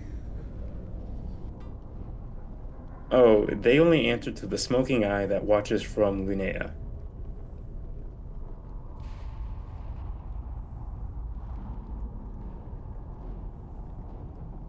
Okay, does that change the answer to are we letting this angel off the hooks or not?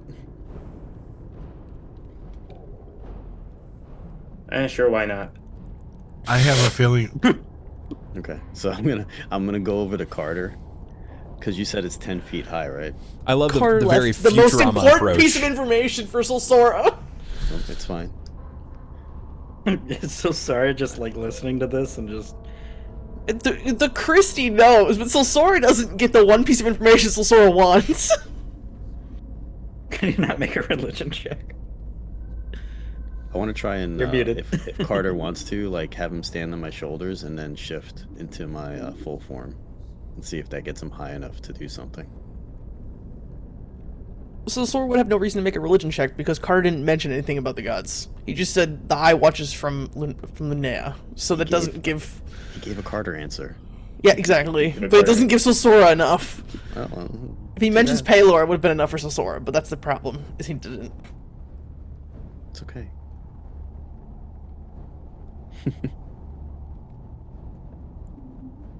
Yeah, no, I guess I'm gonna try and find a spot that's not as bad to, like, gently put the kids down.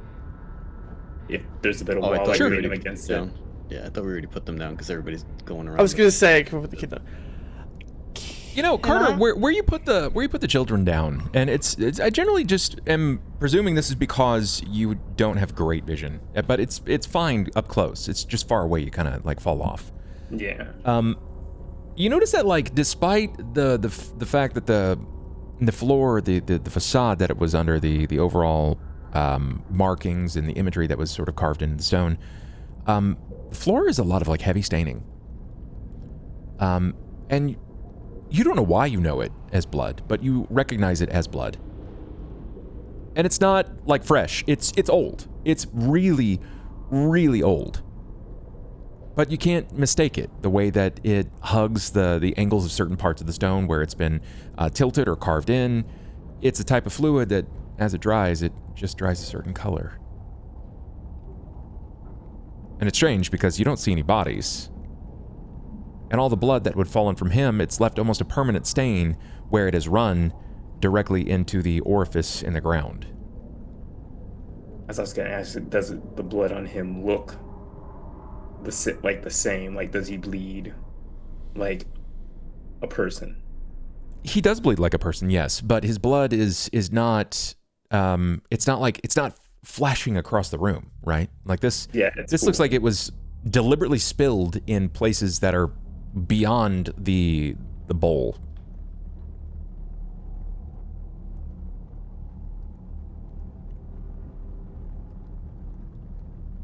I have a question, Bub. I have an answer. So Sora would know this information because this is Sora's thing. If I use enlarged person on myself, will I be tall enough to reach this chain? Yeah, you'll be close. Yeah. Wait, you'll be twice as tall, right? You'll be twice as tall, 6 to 7 times your body weight. So yes, you would be 8 feet tall with your range you could reach. Correct. Okay. I was wondering if I could reach or if I was going to be just short and I need somebody else. You would be able to reach. So Sora's gonna cast enlarged person on herself. If she sees Rowan and Carter trying to do the one chain, she's gonna cast enlarged person on herself and try and get the other one.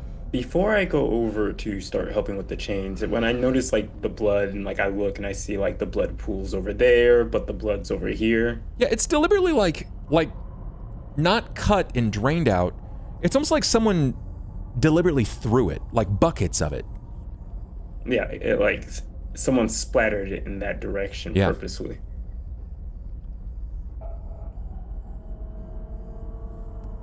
Servant of the Smoking Eye. Is it just you in here? Only me. Only me. And you are always chained? Until they come to torture me again. Who tortures you? I cannot see.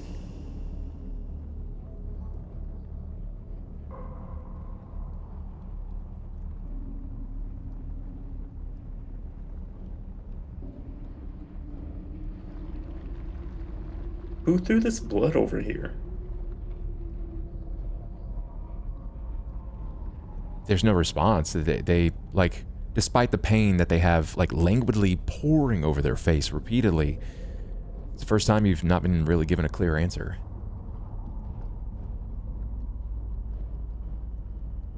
Who threw this blood over here? The question's asked again. And the same response. Everyone overhears that. What blood are you talking about? Is it blood everywhere, or is it blood in one spot? Show me what you're seeing, Carter. Right over here, where I was placing the kids down, right around this area. Look, see, the blood's thrown in this direction, like someone was throwing it at the wall. But all his blood pools over there. Aiden will bring his lights to bear, and he will try and take a better look at the area, at the walls, if there are any. Sure, you bring the light over, and it's not difficult for you to see especially after it's been pointed out. There are clearly spots where it looks like blood was deliberately thrown in a long time. Bear in mind, a long time it's been. It's dried, sort of decayed. I'm going to try and look at it, and then just because of lighting levels, I know I wouldn't get a good aspect, but I'm going to try and see if there's a pattern to this blood, a design that may have been done in blood, that I can determine. You begin to sort of like trace it out, and it just looks like a wash, like someone deliberately emptied a bucket in like a flashing pattern, almost as if they were like throwing it.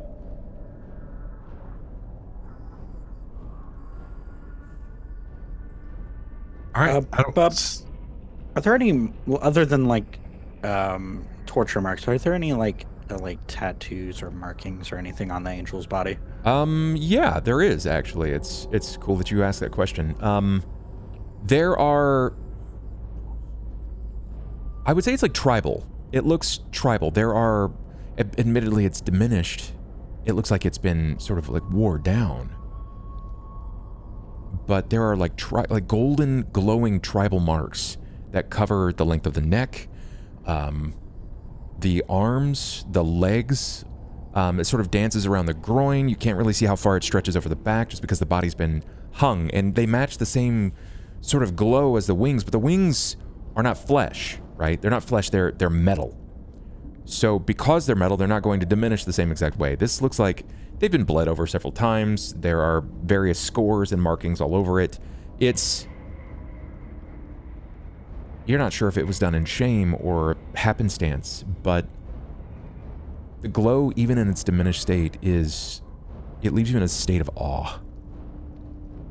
Their skin, beyond that, is this almost hue of purple, like just after the sun dipped behind the horizon.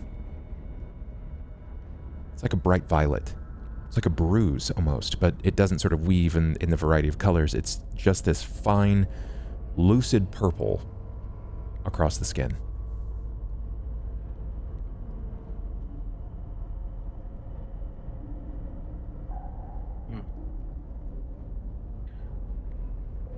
The markings on you, what do they mean?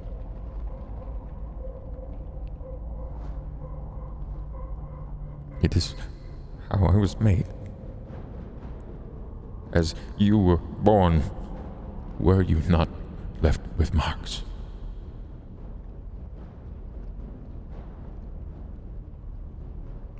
Who made you? Do you remember? I do not remember. It was long, long ago. Can I make a religion check on these marks on the angel? You can try. Sure.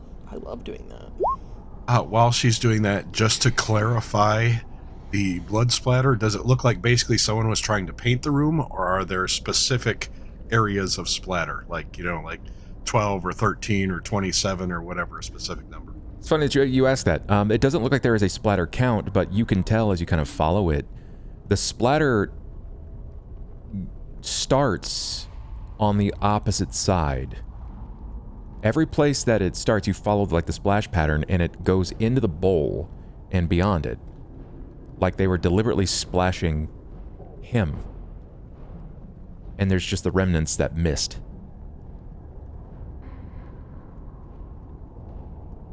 That's crazy.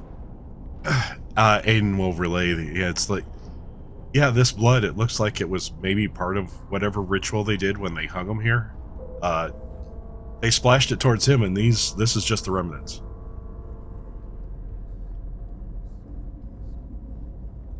Christy, what's your question? That's not a question. So Sora's just attempting to figure out if she recognizes any of these symbols as being religious in nature, or related in some way to a religion. She can very much so. Yeah, you can't exactly identify where in the holy text that they come from, but you know that everything that they've said up to this point, it lines up with a greater detail. You're just not sure which entourage they're a part of. That's what I figured. Okay, that's what I wanted to know. I just wanted to ensure that so Sora's not hearing something that doesn't make sense of all of the comment that's been said so far. So Sora, they say they want to right wrongs. I don't know where these are from, but I can tell you what they say is not a lie. This is true to what I am aware of, to what the texts read to me. I can't give you any specifics, though. Try to unhook them.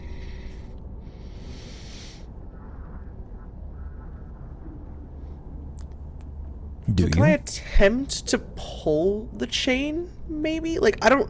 So Sora's gonna be too big for all of her items is the problem. Sure, yeah, I got you. So Sora's gotta be You begin to reach up, and as you kind of flinch your fingers around the chain, and you begin to pull, you hear him. Oh, just be careful. Oh. He starts to call out in pain. So Sora will stop as soon as he starts calling out in pain. Christy, give me a perception, please.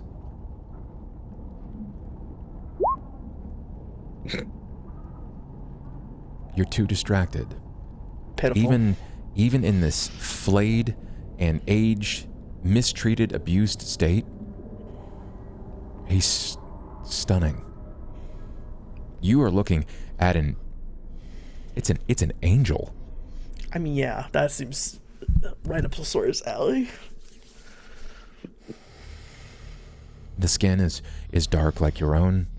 The eyes, the sclera of the eyes, it seems to lack an iris, but it's all pitch, and you're not sure if it's stained from blood, but even the sinew of the orbital matches the darkness. The glow is deliberate of the wings, of the markings, but the body is a plum of night. Surely you can handle a little pain on the way to redemption. Have I not endured enough? Only you can answer that.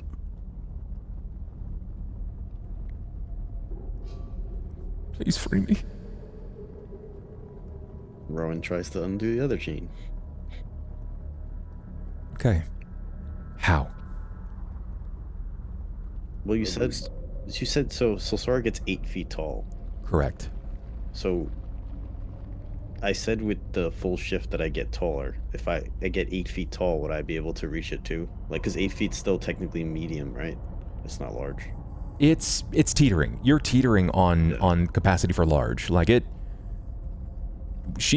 enlarged person increases your size category. So she's technically a large person. So at 8 feet, yeah, she's a large person. So like I don't say that the shifting gets me that taller, but if it gets me, would it get me tall enough to reach the chains? Like if I fully shifted? Is that a part of what your shift does? I flavored it like that. I don't Okay. know if All you right. allow it. So there's some limitations. If you wish to start toying around with some of the body's capabilities, I'm willing to do so, but the flavor of it is going to have to come at a cost. So I didn't want to change size category. That's why I'm wondering what the height is. Like I want him to get taller, but within the medium it's 10. category. The back of the top of his body is 10 feet. So I wouldn't get tall enough, even like staying. You'd probably have to, like, if you could stand on Christy, or if she could pick you up, you would probably be able to from that point. Yeah, with ease. Well, I was gonna lift Carter up on my shoulders and then shift, like get him Oh, taller. I got you. Carter's already tall, right? I'm tall too. That's the. Then yeah, I just give me a strength check. I don't think you need to even shift. I just think since you're both that would be you're both around enough, 6 feet tall. So it's together not a you can get possibility. 12 feet. I'll do one reroll. There we go. Yeah, it takes a moment for you to kind of stabilize. It's not that the ground isn't rocky. It's just that, like, you're not cheerleaders. You don't regularly do this, so it takes a moment. But Carter, he hoists you up to stand on top of his shoulders. I'm assuming that you don't have boots. You probably have, like, sandals, right? Yep. Okay. I do. I don't know about Carter. How about Carter? Is Carter barefoot? What do you think the caravan would have put on his feet? Probably not much more than sandals. Anything that's going to cost money, they're probably not going to give it to you. Okay. Yeah. When you stand onto his shoulders, it takes a moment. You're a little wobbly, but you reach out and you grab onto the hook, and it's taut. Where he is flayed open, you can see that it's not just hooked into his back. He's cut from the length of his neck down to the top of his ass crack, and the hook goes into the flesh and muscle, like it's pierced through. You can see his spine, the way that the muscle and sinew attaches to each vertebral column. And what's wild is the gold marks don't stop at the skin. It's on his muscle, too.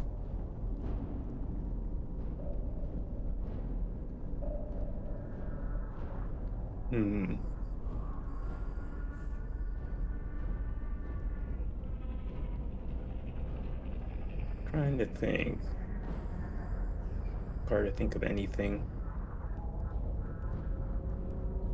You know what? As Carter is trying to unhook him, like as delicately as he can, he just keeps asking questions. So his wings are coming out of back. Yeah, it's kind of bizarre because they They start at just the outside of the shoulder blade, and then they go to, like, the base of the wing goes to just above the hip. Mm-hmm. While they're trying to unhook this angel, can I go look down this blood drain? Yeah, you can look down the well. Carter, Into the well. I will need from you a dexterity check. Okay. Sandals. And while I'm trying to unhook him, what does it mean when the wings come out of your legs? Are you speaking in common tongue? Or are you speaking in Bing Bong, as has been declared? I'll speak in Bing Bong. Got it. Just for those at home, what is Bing Bong? What language is that? So the language, as written on the sheet, is Celestial. It's Celestial, yes. When you speak to him in Celestial, let's get that dex check. Very good. You are able to sort of like slide your hand down the length of each of the chain links themselves, and you can find the way that it hooks. This isn't just a common hook. It doesn't just like hook upward and have like a small point to it, right? Like it's not a traditional hook. This looks like it was designed to function like, the end of it looks like fire. Like it's rising out and trying to breathe. Like they utilize flashing as opposed to design. Removal isn't something that's going to happen easy. It's going to be very, very hard and immensely painful. And when you ask him that question before you're capable of removing this, or at least shifting it around, he says in Celestial, "Wings on legs? Have you seen a lesser trumpet?"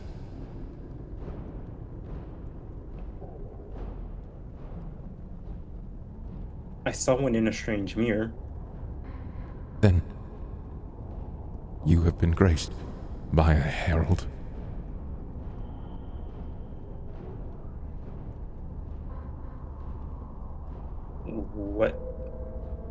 What do the heralds do?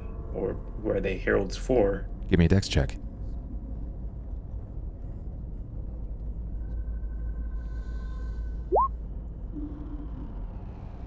Give me a reflex save.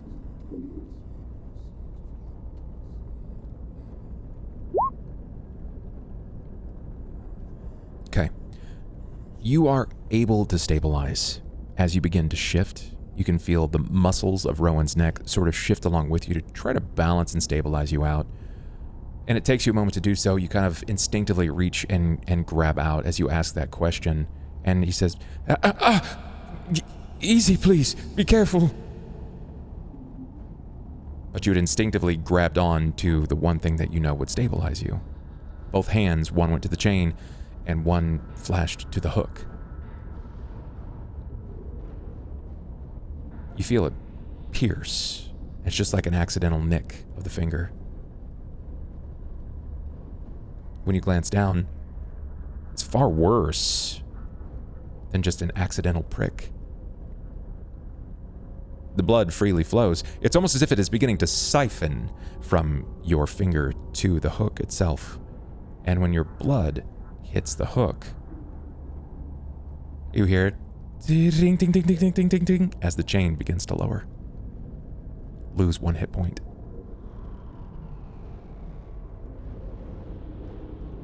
His body goes uneven. No, oh God, no! No, please, God! Stop! Reflex save, please.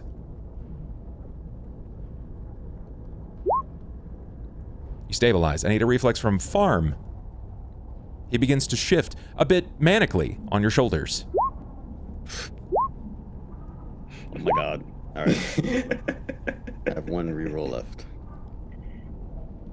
It takes a moment. You do an odd dance. His arms go out trying to catch himself before you finally are able to do just that. But you can see the body of the man tilted now. But in such a bizarre pose. This isn't some intricate and beautiful shibari. His body is literally ransured, flayed. The muscle has become bent and twisted. From this angle, you can see the spine is recoiling away from the pain of its flesh and the rear muscle fighting against the pain.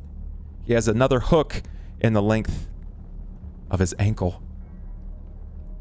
Just through that soft spot, you know where the Achilles is, behind it before it meets the bone. Another hook runs through the length of his calf. Another hook runs through the thick meat of his thigh. But here his body lulls to the side where the hook has fallen. And only you are aware, Carter, that it was from your blood. So he has a total of 8 hooks then? 4 on each side? He has ankle, calf, thigh, just above his ass, in his shoulder, in So his 10. hand, Oh, shit. Okay. and 2 smaller piercing In his the eyeballs. So there are 12 hooks and 2 thread needles. So Sora, She'll look over at Carter. Yes?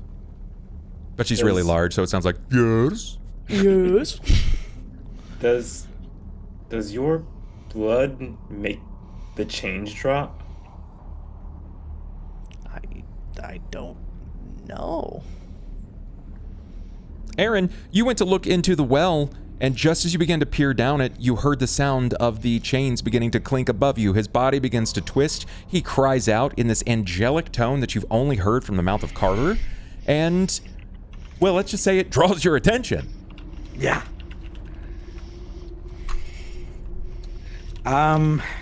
So the one in his shoulder lowered, but the rest of them are still taut. Correct? They're all taut except for the one in the lower back. And the lower back, okay. Hey, Aaron, you got that super sharp dagger that took off your thumb, right? Maybe you could widen the hole so it'd be easier to get the hooks out. I mean, he's going to be in pain either way, but, you know. Is Rowan, like, since, like, Carter's up there by the upper hook, am I, like, near the ankle hook? No. Okay. Its body didn't fall that far. It literally just fell like maybe 6 or 7 inches. Okay. Because hearing their conversation, if I was near the ankle hook, I would try and touch the hook with my finger. But if I can't reach it, then... Aiden, I think that it's safe to assume that your character is of high enough intellect. I would like an intelligence test from you, please. We'll say it's a rite of arcane. So give me an intelligence arcana. It's not your best roll. Do you have any luck rerolls? I've got 4 left. I think I'll use one. Okay, I thought you might. That's crazy.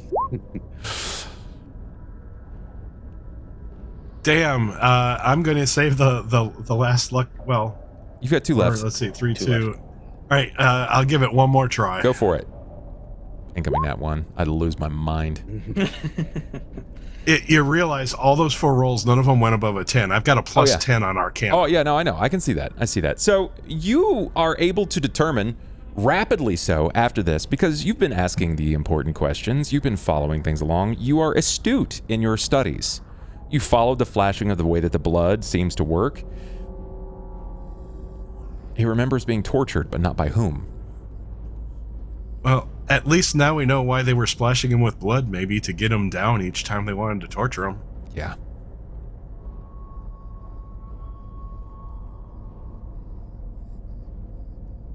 Too bad we didn't have buckets of blood to toss on this guy, huh? Yeah, is there a bucket in the room, Bub? No, you guys left it. No, it was told to. Add to the pile of shit we left that would have been helpful later. Can only carry so much shit, guys. Come on. Well, Actually, Aaron? so I have I've got an empty water skin if you want to bleed in that. I have an iron pot. Could I That would lower work. the iron pot down into the grate and try to... Is that what you wish to try to do? I mean, there's a pool of blood in this grate, right? You don't know that. Okay. Especially Well, can after I looking around, it's been a long time since there's been any blood here. Cool. Huh. Well, I guess I'll look down the grate again now that I'm not distracted. Sure. See, like, there's all this blood. It kind of funnels down there. Maybe there's a pool of blood down there. Give me a perception. Hey. Aaron, when you glance down, it takes you a moment to sort of glean any information because it's not light, like it's not lit down there. You can see that there is some sort of embossing in the stone. There's something that makes you look like it's not seen the wear and tear of footfall. Like it may have been utilized for something else. And there is blood, but it's not created a pool. It lines the walls. It highlights the imagery that's been carved into the stone months, years, decades back. However long this person has been here. The blood is dark. It matches the color of the person above you. It's this vibrant violet or highlighted plum. And it looks like the stone was designed to look almost like people holding cups. And you can see small pools of blood in their cups, but each face of the person that's been carved into the inside of the wall is screaming. And either anguish or revelry. And it seems to be a pretty mixed split.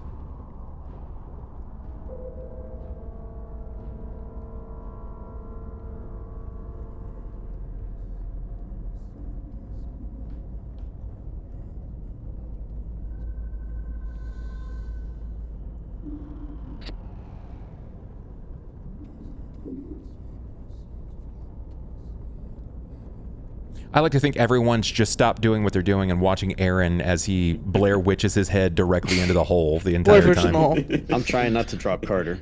No, I mean, Aaron I'll notoriously call is over bad with to- anything in a hole. I'll call over so. to Aiden. You're good with symbolism.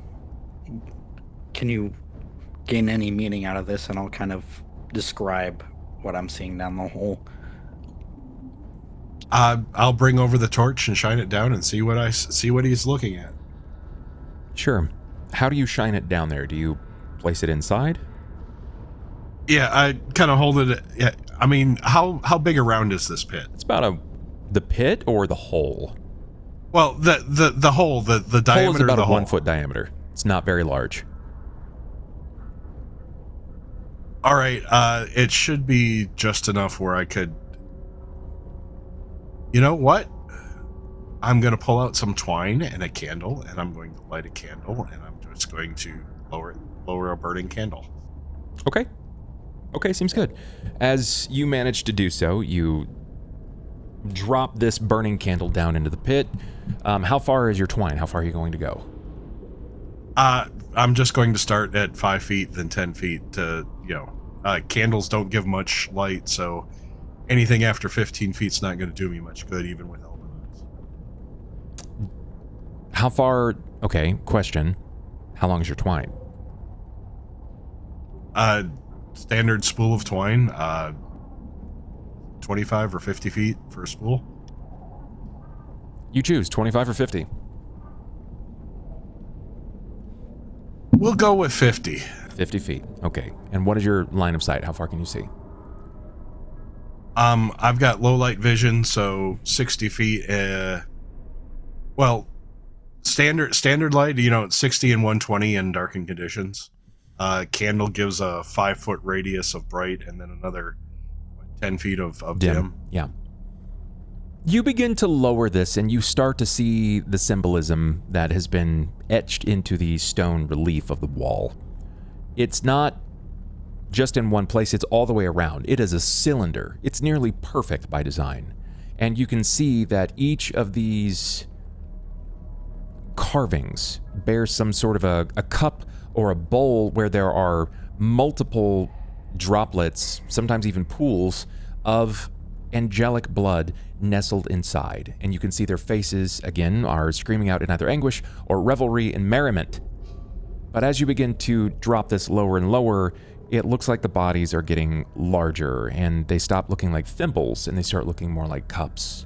And from cups to wash basins, all the way down the length as far as it will go, and you can see that there is some movement in the bottom of this cylinder.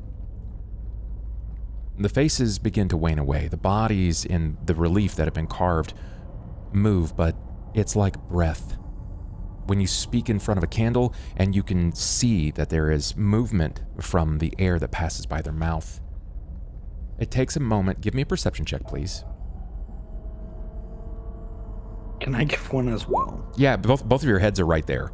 Yeah. 18 plus 2 if it applies. I'll use my first reroll. Okay. And your 2 would probably apply here. Aaron, it's a lot more difficult for you to see. It's just outside of your field of vision, but you can tell that Aiden is picking up more detail. Aiden, it looks like a wound in the world that learned how to imitate a mouth. At first, it only looks like a seam, right? An impossible black line hanging in the air. But in this case, it would be sort of angled down at the bottom. So think like an eye, a lens, if you will. As if the sky had sort of been cut and forgot to close. Then it widens for a moment with a slow, wet stretch that you feel in your own teeth, more than you hear. And the edges sort of peel back into this jagged, like oval, rimmed with things that are not quite stone and not quite bone. Like obsidian teeth, fused into the threshold like the world is bracing for what's coming through. You see smoke leaking out in ribbons, but it doesn't ever rise. It dances and crawls along the ground like it has weight, smelling of scorched incense and cold iron. And in that smoke, you see flickers, like half-formed silhouettes, wings that aren't quite wings, a sunburst swallowed by ash, images that vanish the moment you try to focus. And as your eyes focus and you begin to lose your sight, you see yourself disappearing into that mouth. Inside of the mouth, there is no tunnel, there is no visible destination so far as you can see and determine, just a depthless dark. And far, far within it, a dim amber red glow that pulses like a slow heartbeat. And then it exhales. A breath of air sweeps across you and the face of Aaron. It is dry and ancient, carrying a distant sound that is more like chains being drawn over polished stone than anything else, and it forces your skin to hen flesh. Not from heat, but from the sense of being measured, cataloged, like you're just another piece in the living record. And you can feel the nipping of the teeth at the back of your neck as the rim trembles slightly. like the rim is All trying right. to decide if it's attempting to speak or to swallow. Well, guys, there's a way out, but it's probably into the stomach of some mad beast. He'll start to relay some of the imagery, and it's like, yeah, it's lined with chalices with this guy's blood in it. But at the bottom, it looks like there's a wound, like a wound in the, because this is a pocket dimension type. It's its own place, and it looks like there's a wound at the bottom that leads to somewhere else. And what's on the other side of it could be another plane, could be some sort of elder astral beast, a god, it could be anything, but it's both watching and hungry. Well, we can't fit down that drain to get to I was it. going to say, how big around is the hole? 1 foot. It's That's not. not big enough. It's not going to be large enough for any of you to fit through. Yeah. But, well, here's the thing.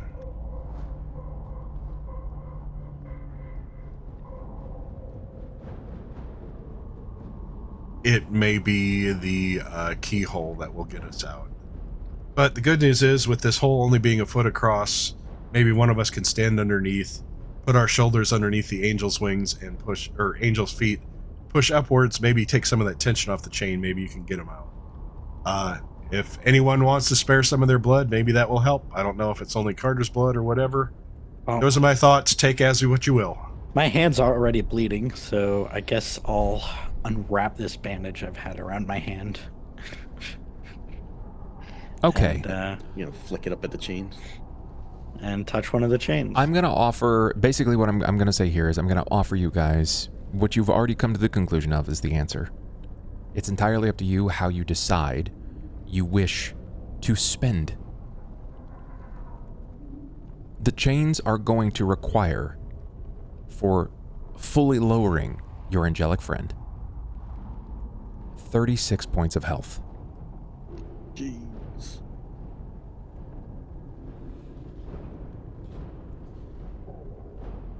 I don't think we even have that. I was going to many. say, do we have 36 in 5 characters? We do. So above We do. above board, I'm at 10, so I could sack 9. I have 11. So you can sack 10, that's 19. Yeah. I can do I can another get- 8 and then do another heal. Okay, so we do have enough, technically. We do. Farm's got, he's a thick boy himself.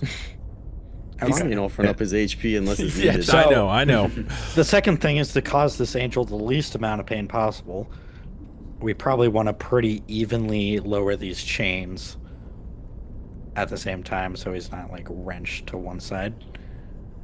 The other option is, as Jen said earlier, I could try to use my dagger to cut out the chains from his flesh. I mean, would that also not give a little more of his blood? Maybe does his blood feed the chain? I doubt it, since he's the one bleeding. Yeah, because if it lowered him with his own blood, he would lower himself by the hook being through him. No. Correct. Well, is let's this? see. I was just going to argue that the point of the hook is completely through his skin, so it's not actually, blood's not actually hitting the tip. Does the 36 So- include the one that Carter already used?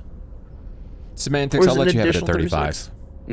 I was just asking. I wasn't trying to be semantic. Well, I guess so. Looking at it, so one of the so he lowered the lower back hook. Yeah. One of them. One of them. So it would probably be best I if think Bub is just giving us the grace that will be lowered if we just divide up the hit points. Correct. He's not caring about the order we do the chain. okay. So Correct. we'll assume we do it in the The most logical order? the most logical order. Sure, that makes sense. And The real question that I have to ask here is there anyone that's not offering in hesitation? We'll only offer if it's needed. Got it. So You've who's all come to the starting? conclusion that you need blood. But you all Carter are, already- aside from Rowan, everybody's a little messed up. I'm not that messed up, actually, after only the missing double 1 HP. positive energy. After Carter told Solsora that it was blood-related, Solsora's not going to really be hesitant in this effort. Genuinely seems like this is connected to a religious being. Seems fair. If the blood works, the blood works. So Solsora's definitely on board. All right. One Aiden last will. thing before we start dealing out blood. Aaron will ask one more time. If you get out of here, what is your greatest wish? I've already said, I wish to right my wrongs. All right. Sense motive. You trust it. You trust it. Okay. Well, Aaron can't go against a man who's trying to right his wrongs. So, yep.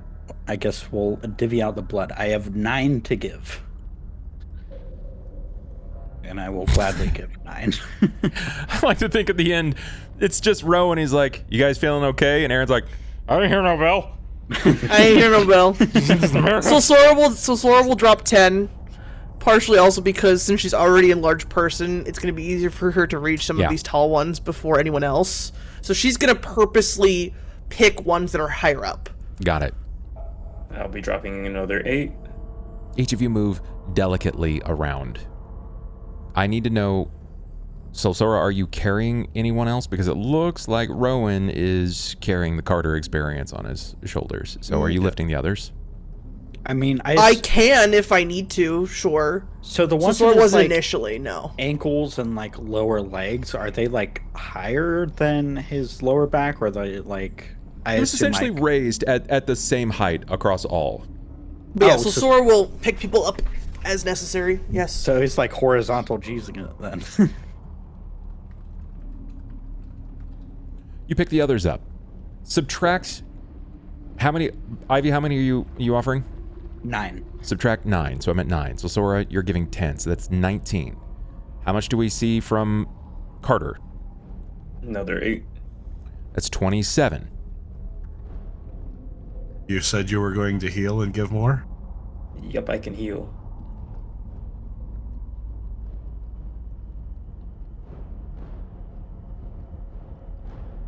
I've got 2 more of these in me. Needs 8 more hit points. So it's not counting the +1 I get from 9. one of my things. Bub so just said, how many? 27? You need 36. You were at 27. But she said 35. She negotiated, so 8 more. Correct, 35. That's right. So that would be another 5 HP to me, which I instantly give to this. So Okay, so 32. 5. You're at 32, you need 3 more. so then Got max roll. max roll, which brings me all the way back to max. So then I just keep bleeding until he's Yeah. down. Gotcha, so you'll be 3 off of max at that point, which is fine. Or no, it's probably fair to assume that you would be at max, right? You're gonna be at max health because your last roll was, I can't tell. It's this purple.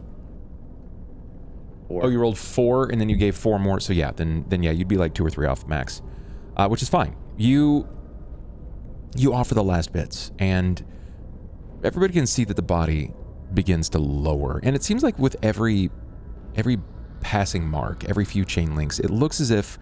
So Sora, this is easiest for you, and I would probably say for Carter as well, that as the body continues to lower, the flashing of the hook end itself starts to soften, and it almost starts to take this like angled, like it was deliberately shaped to slide away from it. So before, where it looked like sort of a ball of flame and steel, like this flashing of steel, it's almost as if the blood has encouraged it to meld back to a point of which it can slip off of the flesh.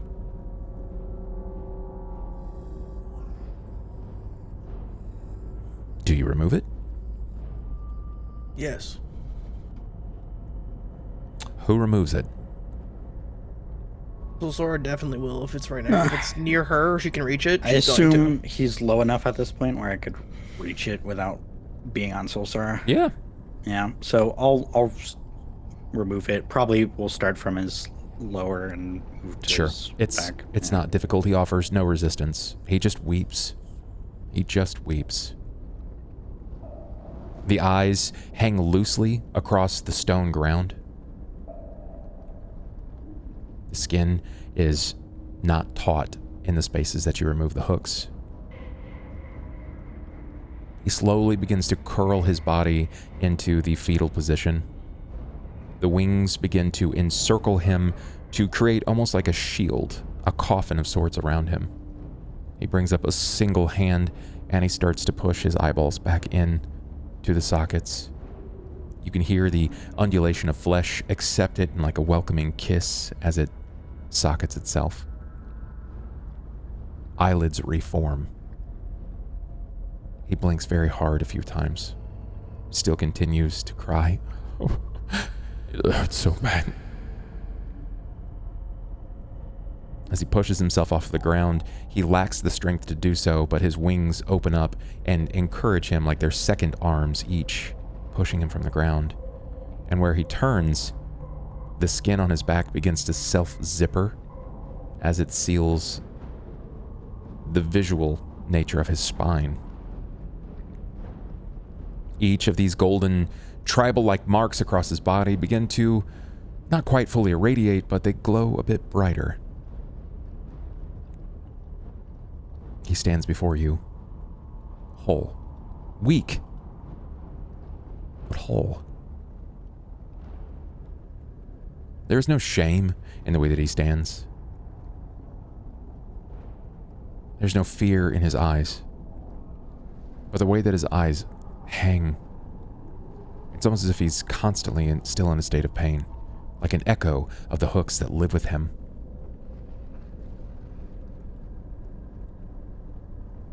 Thank you. Thank you for bleeding for me.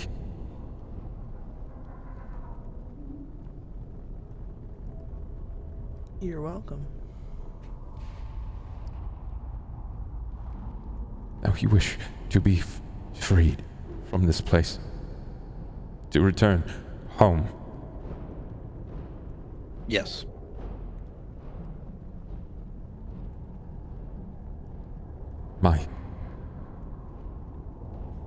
My magic is weak now, but if you can wait, I can. I'm sure it will come back to me.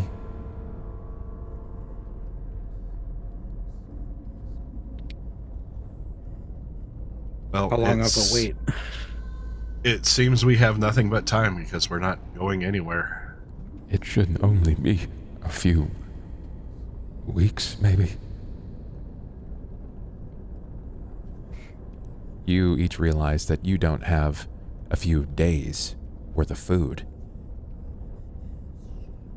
Is there anything we could do, I could do, to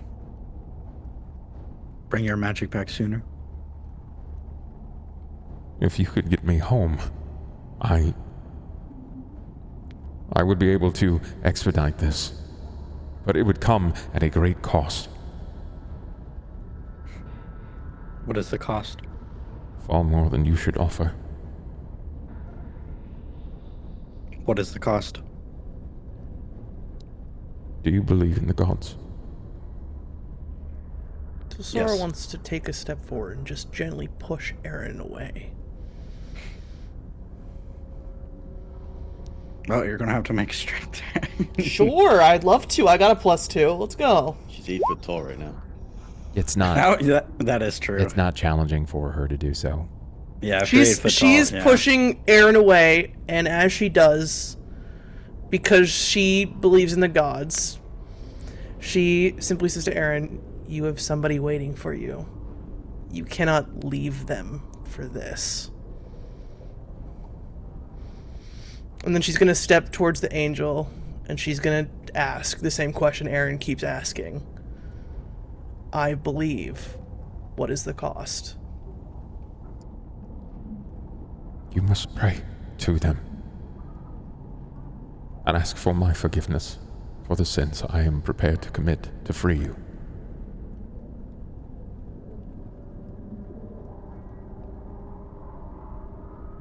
No So gods Sora will hear my call.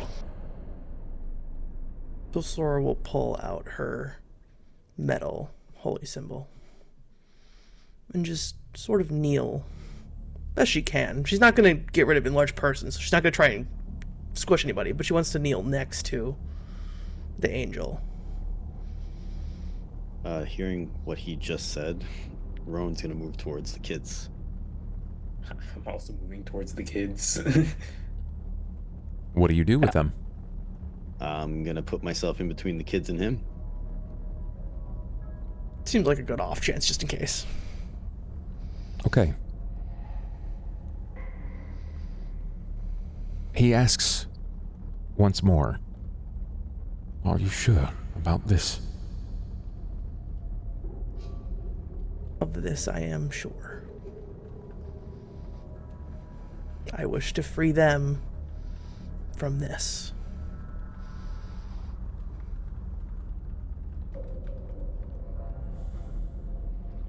He looks to the others in recognition to see if they all agree.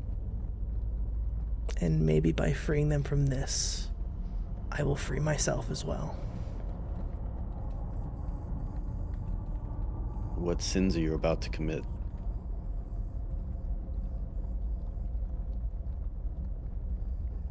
I will free her rest from this coil.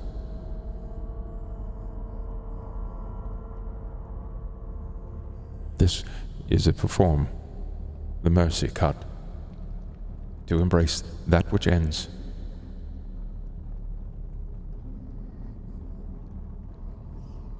It will destroy this place. You will all be freed. But she will no longer stand unless her God believes in her as much as she believes in he.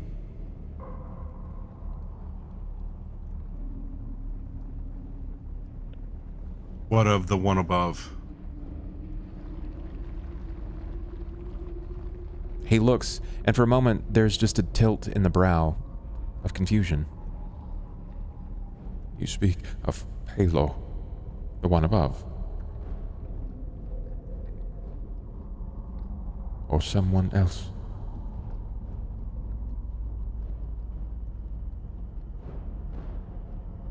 Actually, retcon that in character. I don't know that Aaron saw that record was back.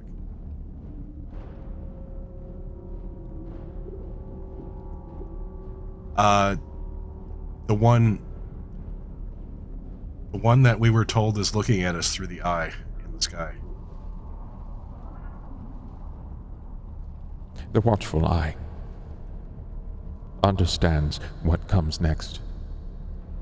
If it chose to act, it would have done so the moment you entered this place. It keeps its records.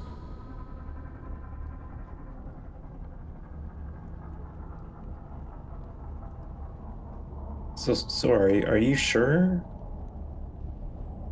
I am more than sure. I mean, but, like, don't you have a life? Not one worth keeping around. I don't have one really at all. There's something more for you, Carter. From everything you've told me, from everything we've talked about, there's something more from you outside of these walls. Go find it. What if this was what I was supposed to find? You all eat. I don't know what eating really is. Like, I'm sustained by Paylor. If it's to call out and see if they save you, he hasn't let me starve.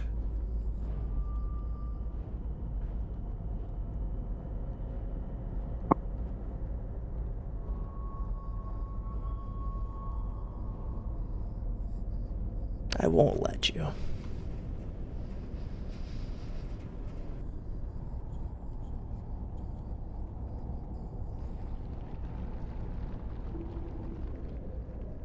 The angel reaches forward, and you feel his fingertips nestle under the hooked bridge of your helmet. He undoes the chain coif and removes your helmet, revealing just whom you are, and the others get to see who you are for the first time. And from where you're kneeling, he begins to slowly pull you into a tight and protective embrace. It's tender, and it's intimate, and it's tragic. A warmth blooms like stepping into sunlight after a lifetime of cold, and you know what it's like to be alone on the surface. You know what it's like to sleep in alleyways where you're not welcome, where you're not invited. And the others can't see it, but your heart quietly gives up, soothed into stillness. And as you begin to pass, you hear the line, "I'll carry you as far as you are meant to go." And then in pitch clap darkness, the room swallows the same color of his skin. This midnight plum begins to envelope everything that you can see and everything that you understand. And where the sounds of the darkness, the wet whispers from the torrenting wellspring beneath his body and where it hung, you're met with cold silence. Before inevitably you can hear the sounds of chirping. This quiet hiss of wind. This chill of a wind that welcomes you back to the material plane. Not far from you burns a fire. As the plum begins to pull away, illuminating your field of vision, the fire doesn't burn yellow. It matches the golden glow of his wings. It matches the color of his tribal markings. And where you're expecting the fire to be red atop it, it is that midnight plum again.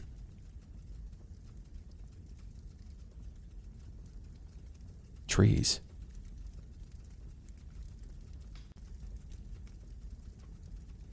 Carter, Aiden, Rowan, Aaron.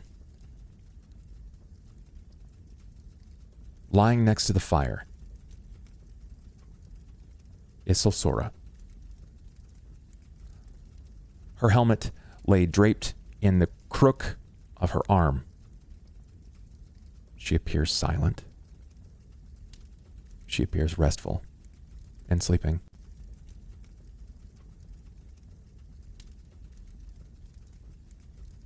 Each of you. I go over to her. Is she sleeping? She is. Well, you know the only thing that'll wake her up. Aiden will kind of walk over and he will trace a little bit on her brow and say, kind of whisper, not trying to obscure it, but just quietly, almost rightly. It's like, may Celestian have guided you through the stars and home. Solsora,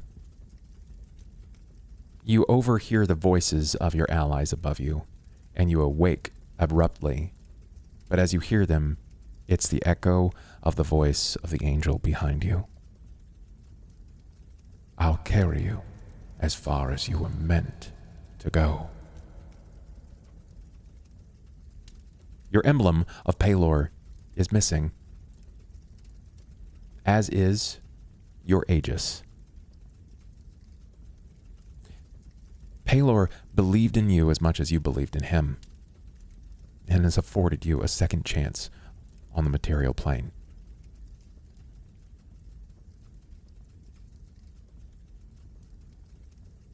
She awakes abruptly, jarring. She sits up, almost Undertaker style. Just Headbutts Aiden.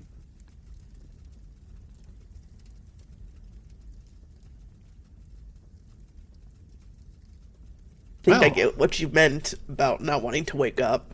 That was beautiful.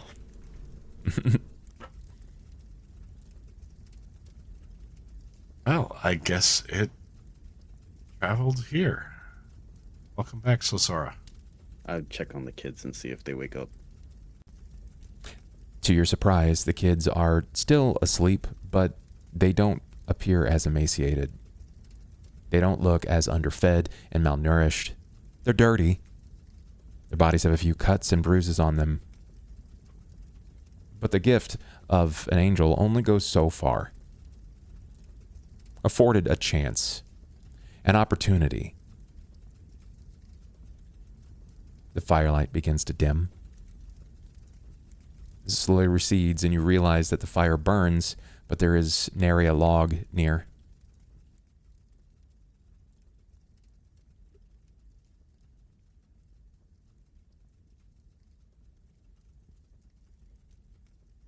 Perceptions, please, everyone.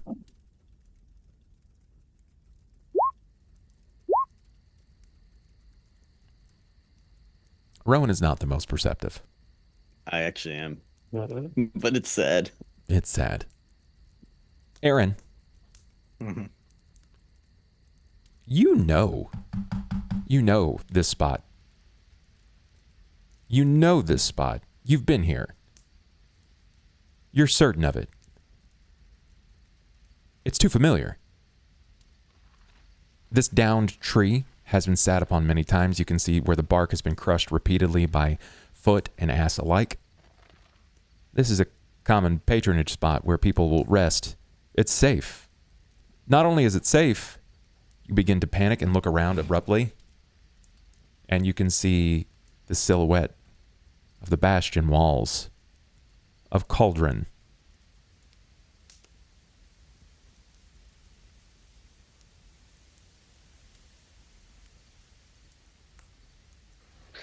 Your home.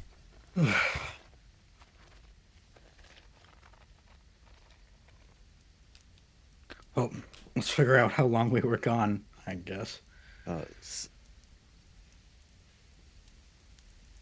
How many taxes have we earned up now? Well, also like I'm seeing exempting us. the kids better and like Sosora actually alive. Can I roll perception to look at Aaron's hand? Yes. Left hand is fine. It's just fine. The right one, however, is still missing a thumb. I was actually the other way around. Not today. It's mirror world. It's upside down, reverse backwards. He gave you one thumb back and took the other. God damn it. Well, I specifically said I caught it with my left hand. But ironically, you are now also left-handed. Oh, fuck.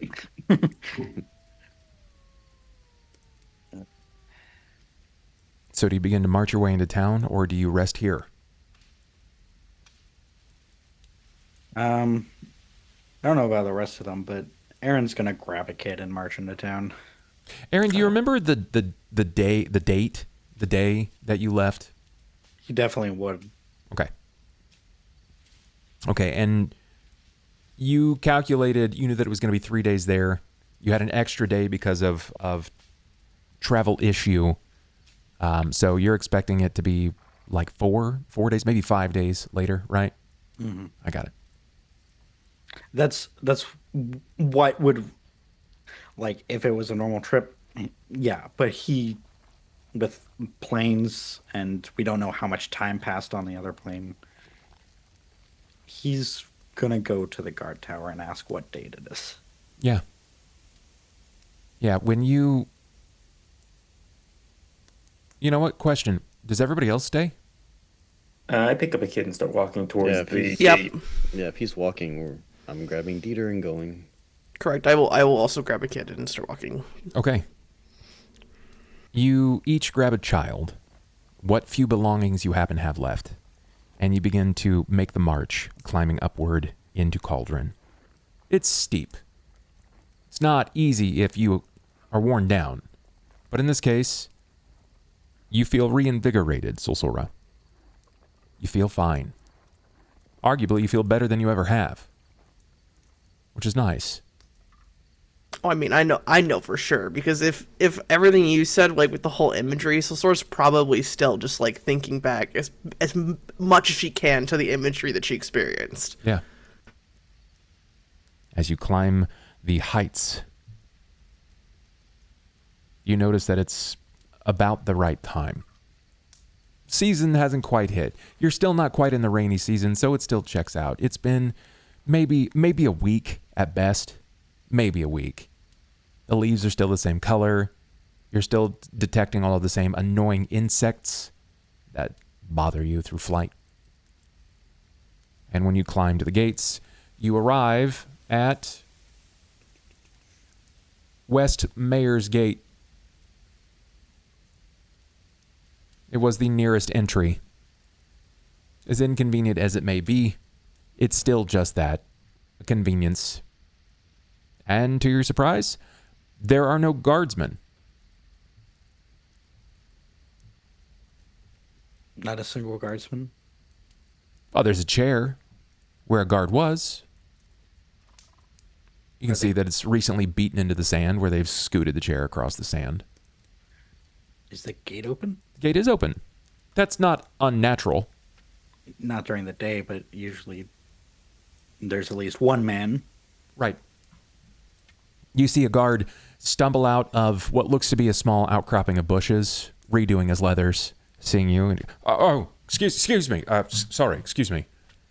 It's awful late. It's awful late to be finding a way to Cauldron. He squints at you a few times. What? You a guard? I am. You should know me. No, I'm sorry. I'm a recent trainee. What date is it? It's sign of 6 sovereigns past the 4th month. Okay. How far is that from when we left? It's been about a week. Been about a week. Okay.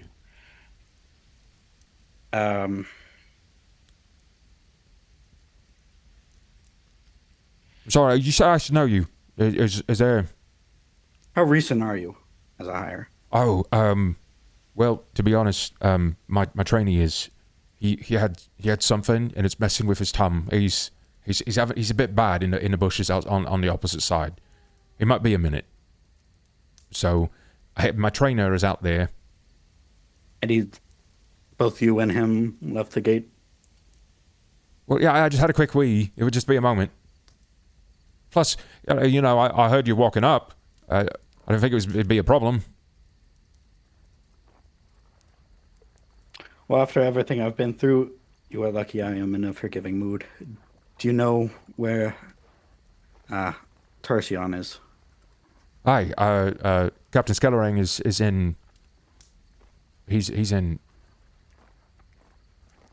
Do you need to report to him immediately? I'm not in trouble, am I? You're not going to report me, right? I'm so new. Please forgive me. Don't tell on me. Don't. I won't tell on you. Like I said, I'm in a charitable mood right now. I need this job so bad. You're new. You're allowed to make mistakes. If anyone's getting in trouble, if you're a captain over there. Seems like a nice enough sort, but he had a bit too much on break. Anyway. Go on, please. See, in his office, usual route? Aye, he is. All right. So I guess we will, I'll walk through the gate and let them know, like, they're with me. Understood, sir. And I think first things first is we'll probably find the nearest inn just to get the children a room to lay down in. Sure. I mean, the town has a lot of inns, and it's not like you police the entire place. It's big.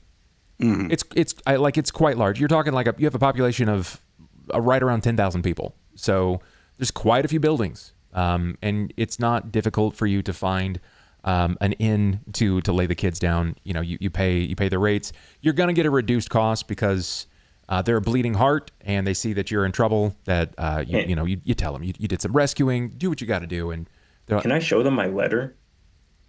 Yes, you can. The one that says I'm supposed to be given lodging. Yes. And I'm just gonna be like, I don't need the lodging. Give it to these kids here. You see, they immediately they pull their shirt real tight. They straighten their aprons and things. Like, we weren't expecting. Were you expecting?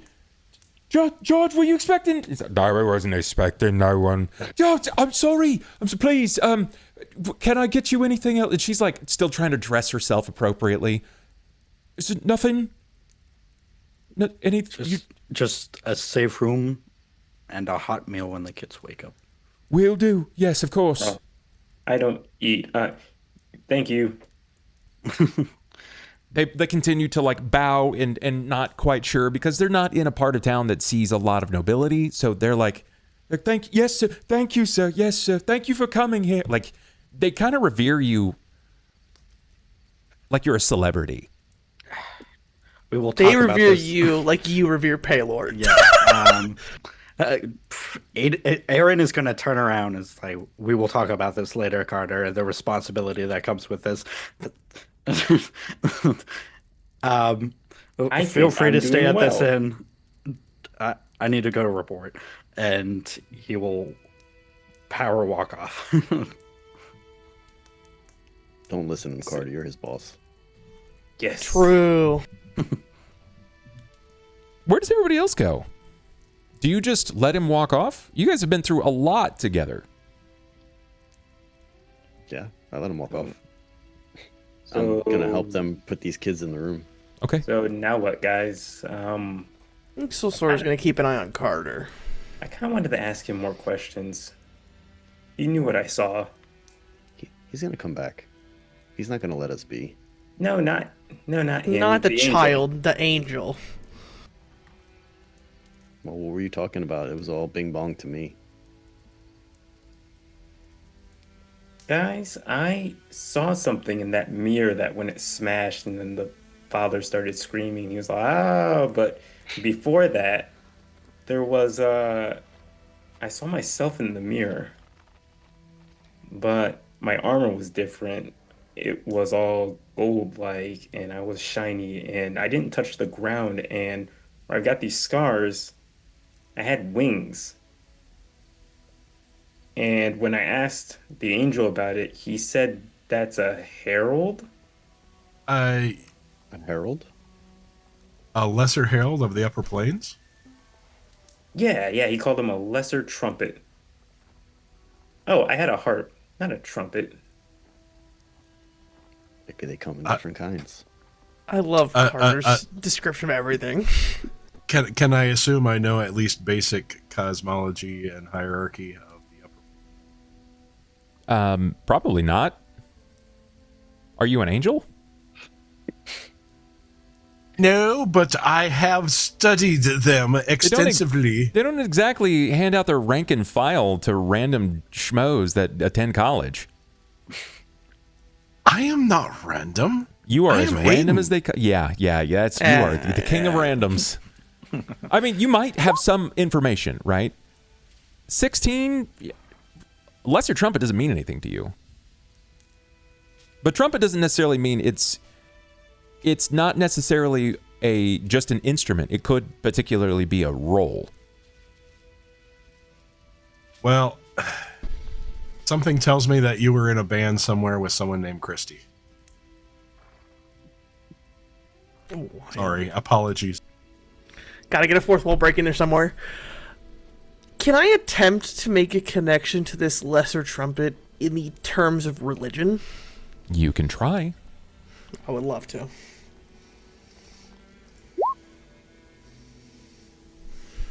Lesser is sort of like you would guess that it's some sort of formative rank and file for role, but trumpet doesn't necessarily mean much to you. Sure. I thought I would give it a try anyway. It might be something that is literal. You have to think about it for just a second. Because even if you don't know as much, even if you're not as studied, you've learned enough about divinity along the way. It's kind of strange, Slisora, because trumpet might be a role, or it might be literal. You've heard him speak in the sounds of music. True, and gong. Gong is not music, apparently. Gong is gong. Maybe if we get him to sing a song, he'll start playing in trumpet. We don't know.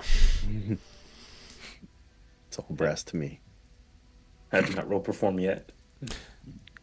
As you manage to put the children to bed, each of you exit the establishment as the people are like, it's late. We're not exactly serving much, even if it is nobility. Like, we've done as asked. The children have a warm bed. They have plenty of water. We will handle them, but like the tavern part is closed for now. They usher you outside. You did great. Thank you. There is the gratitude. As you exit, you already know that Aaron has gone off. He has managed to run along to the guard captain's quarters. After a few moments of waiting, still trying to like piece your things together, a guard does come along, and she begins to speak with you. She's like, I was just told by my trainee that someone came through the door, and they described your lot with another guardsman, one that doesn't fit any of your descriptions, nor are any of you in position of. Where did the guard go? He went straight to the captain. Aaron went to go find Skellering. Captain Skellering, right? Tercion. What did you say his name was? Aaron. Right. Aaron. We were why would he of the opinion he was a ward of the captain. Him and his sister. Her eyes go wide for a moment. Aaron. And then her camera cuts. It follows Aaron. You meander your way. You find your spot directly in. There is the position and hold where you're expecting to see someone at the front desk. It's not really much in the way of a front desk. It looks a bit disheveled, like it hasn't really been cleaned, tended to. But there is the primary office of which the guard captain rests. And you can see just beyond the door that fire flickers. You hear It's late. You're surprised to catch him awake, but he was diligent. He stayed. Very, very busy. He rarely came home. Do you make your way back? Do you clean yourself up, adjust yourself, kind of find yourself in the position of young Reeve or ward to the guard captain Skellering himself? I think maybe just out of habit, but not as well as he usually does, just because of how rattled he is still. Like the adrenaline's still there, but it's definitely coming down, and a lot has happened. But you'll still remember to stand out the door, stand in posture, and knock, and wait for a reply. You hear the voice of Tercion Skellering. Come in. And I will enter. It's the same strong, domineering poise as he stands. The chair behind him, he stands in that almost succinct and expectant manner. The chest is barreled and well known. It's dark. You only can see just the side of his face. He's grown a bit of a beard in the last 6 days. Well? You have something to report. I have a lot to report. Come inside. Come inside. He waves you in. I hope I did not go over my leave. As you take a few steps in, he takes several steps back. Like you have startled him. You hear the chair shift from under his weight. And he draws his hand to his side. you can see his hand is resting on the pommel of his sword.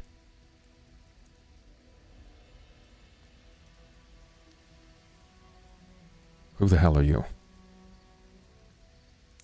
It is Aaron. No, that's not possible. Just who the hell are you? It's your ward, me, Aaron. Do you have proof of this, boy? I said, do you have proof of this, boy? I have what the city gave me. I have the memories, the armor, sword. I mean, what do you need from me? He kind of turns, and you can see he starts to draw the blade, and you don't see the face of Tercion Skellerang. You see a much younger man. His eyes squint at you. Aaron? Yes. Pushes the blade back into its scabbard. He takes 2 steps to you. He begins to size you. He's not sure what he's looking at, whom he's looking at. First Ward, Aaron of Captain Tercion Skellerang? Yes, sir.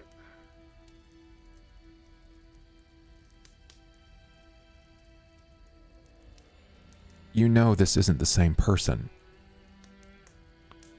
This person can't be much older than you are.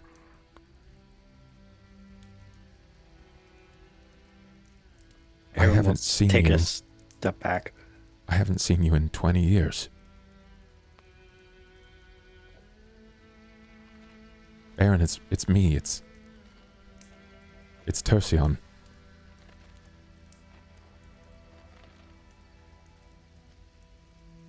Not Dad. It's... You never came home. It's been 7 days. It's been 21 years, Aaron.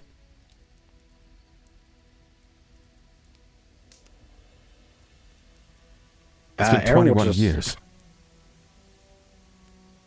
Aaron will just kind of collapse. It's been 21 years. Dad looked for you for years. He didn't give up when everyone else gave up. Only Dad looked after for you. He died looking for you.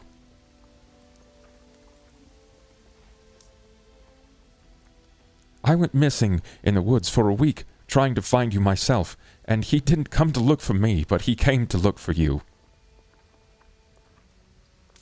The camera turns. It pans back. The 4 of you stand in front of a woman. Her hands on her face. The ward of Captain Skellerang. Aaron? Yeah, Aaron. He went with us to go handle a farm where the cows were getting killed by, turns out, some kind of monster. The cows. There was a planar shift, and then he said he would be back. Came home. He said he would. Where is he? Oh, he's talking to Captain Skellerang right now. Oh my God, he's back. She starts to run. She has long, red hair. It's pulled back tightly, braided over the shoulder. She disappears. Seems excited. A few more moments again as the camera turns. Where have you been? You haven't aged a day. I've been places men should not go. I've sacrificed more than I should have. But it was for the greater good. Hopefully. Hopefully it was. I don't even know what to say. 21 years. You hear the door kick open from the rear entry. You hear the voice, a woman's voice. Aaron? Aaron! Captain Skellering, is Aaron here? Yes. Yes, he is. And an adult woman bursts through the door. Her eyes already wet with tears. Long red braid draped over her shoulder. She's wearing the lieutenant to Captain Tercion Skellering. It's the badge of lieutenant, second in command of Cauldron. Leona, your sister. And before Aaron. you can even process the information, she hits you with such speed and ferocity.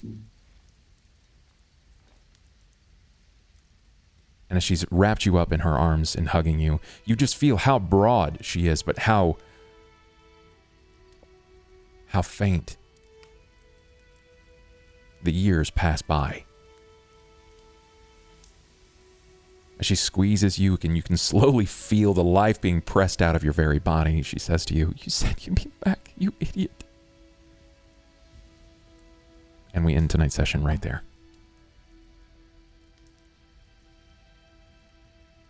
Damn, I don't get to go to the Blue Moon Academy and they tell me I don't have a room anymore? Negative, Ghost Rider. I think Farm wrote it best, so I'll just repeat it. Fuck you, Bub. We got fucking Interstellar, bro. We gotta have things named after us now, I swear to God. Nothing named after We got me. Interstellar. Yeah, you have wanted fine. posters named after you. We got That's what you Interstellar, have. by the way. No, it's fine. It's only been 20 years. That's not that long. But still, For a herald. 20 years is longer than Aaron's been alive. Ironically, Carter's writ of nobility is still good, though. Yes, right. apparently my writ of nobility still Doesn't works. expire. Well, it's a commoner. They're not Correct. going to check it. They just see the They see the official seal. looking. It's a stamp and seal, and it still matches. Yeah. It hasn't changed. Christy, That was wonderful. I know the name of tonight's episode. We're going to Sick. call it Record Lost. Love that. Of course, the time skip was when Record blew up and stopped keeping track of time for a moment. That's a good theory. Not going to say it's completely wrong, but it's a good theory. I hope that you guys enjoyed tonight's episode. Oh, yeah. Wonderful session. 100%. It was great. It was great, and I hate knowing things. I hate knowing things. Jen and I had a person to ever Jen and I say had that. a side conversation God, in the it's middle just of our like- game. And I'm surprised it took Christy that long to realize. I was dumb. I gotta admit I was stupid. It was Occipitus, right? What? What was? The angel, the smoking eye. The smoking eye is it's a signature of Occipitus, yes, but nothing that he said was a lie. Correct. No, I assume. Okay, so at least my head canon right now. If you're fine with Occipitus me, just- was never mentioned. Yeah, it never was, but the smoking eye and the fact that he was trying to make amends, the whole plane got fucked. You know, there's still a mystery there to peel Yeah. back. Unfolds. Yes. I will let you know, because this Yeah. is still recognized, like, historically as one of the largest and most successful adventure paths ever made. The information is all over the internet. If you Google it, you will spoil so much for yourself. I encourage This you isn't to even. not. This isn't even Googling. This is just like knowledge I already have. Good. Well, like I said, it's like Christy and I'm like, I can't believe you didn't realize who the name of the angel is already. And she's like, yeah, I know. Damn it. I'm stupid. I know. I'm a little slow sometimes, okay? I figured it out eventually. We got there. And I have purposely not looked at any of the information. This is only from the last Yeah, I don't Shackled plan run to. through. So, and Yeah. I'm having a blast not knowing. I just Chat, I didn't know I was gonna kill the kid. Shut the fuck want up. you to know. I just want you to know that despite what you think you might know, and despite what may occur, this game is going to play differently than the last time. There's no way. I certainly I'm hope so. incapable of it. There's no way it will run the exact same way. So We do not need an invisible metallic snake in a box. We don't need it. We just don't You need had that. to- We you can need had- that.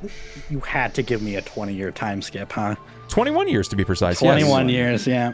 What does that make your sister 28 years old now? She was 6 or 7, so yeah, 20. She's 27 or 28, something like that. So technically, Aaron is still older, but physically, she is significantly older than him. Yeah. So that was fun for me. I hope it was fun for you guys. I had a blast. We're gonna go talk in Discord a bit more about it because we always have a little bit of fun with it. Either way, gonna definitely be doing that. I'll talk to everyone later. Thank you so much. We're officially out of the preamble. That means next week we start the core of the game. I hope that you guys enjoyed the preamble. That was all straight off the rip, man. Yeah, straight from Bub guys. That means we get to go to level 2, right? Yeah, you can think about 21 it. years. You can think about it in your dreams, perhaps. We'll talk about it. Either way, see us over on the Discord, guys. If you want to make sure to keep the stream alive, keep the dream alive, check out patreon.com. Remember, we're still hunting for NPCs for our city Cauldron, and we'll go from there. See you guys next week. Good night. Good night. Bye, chat.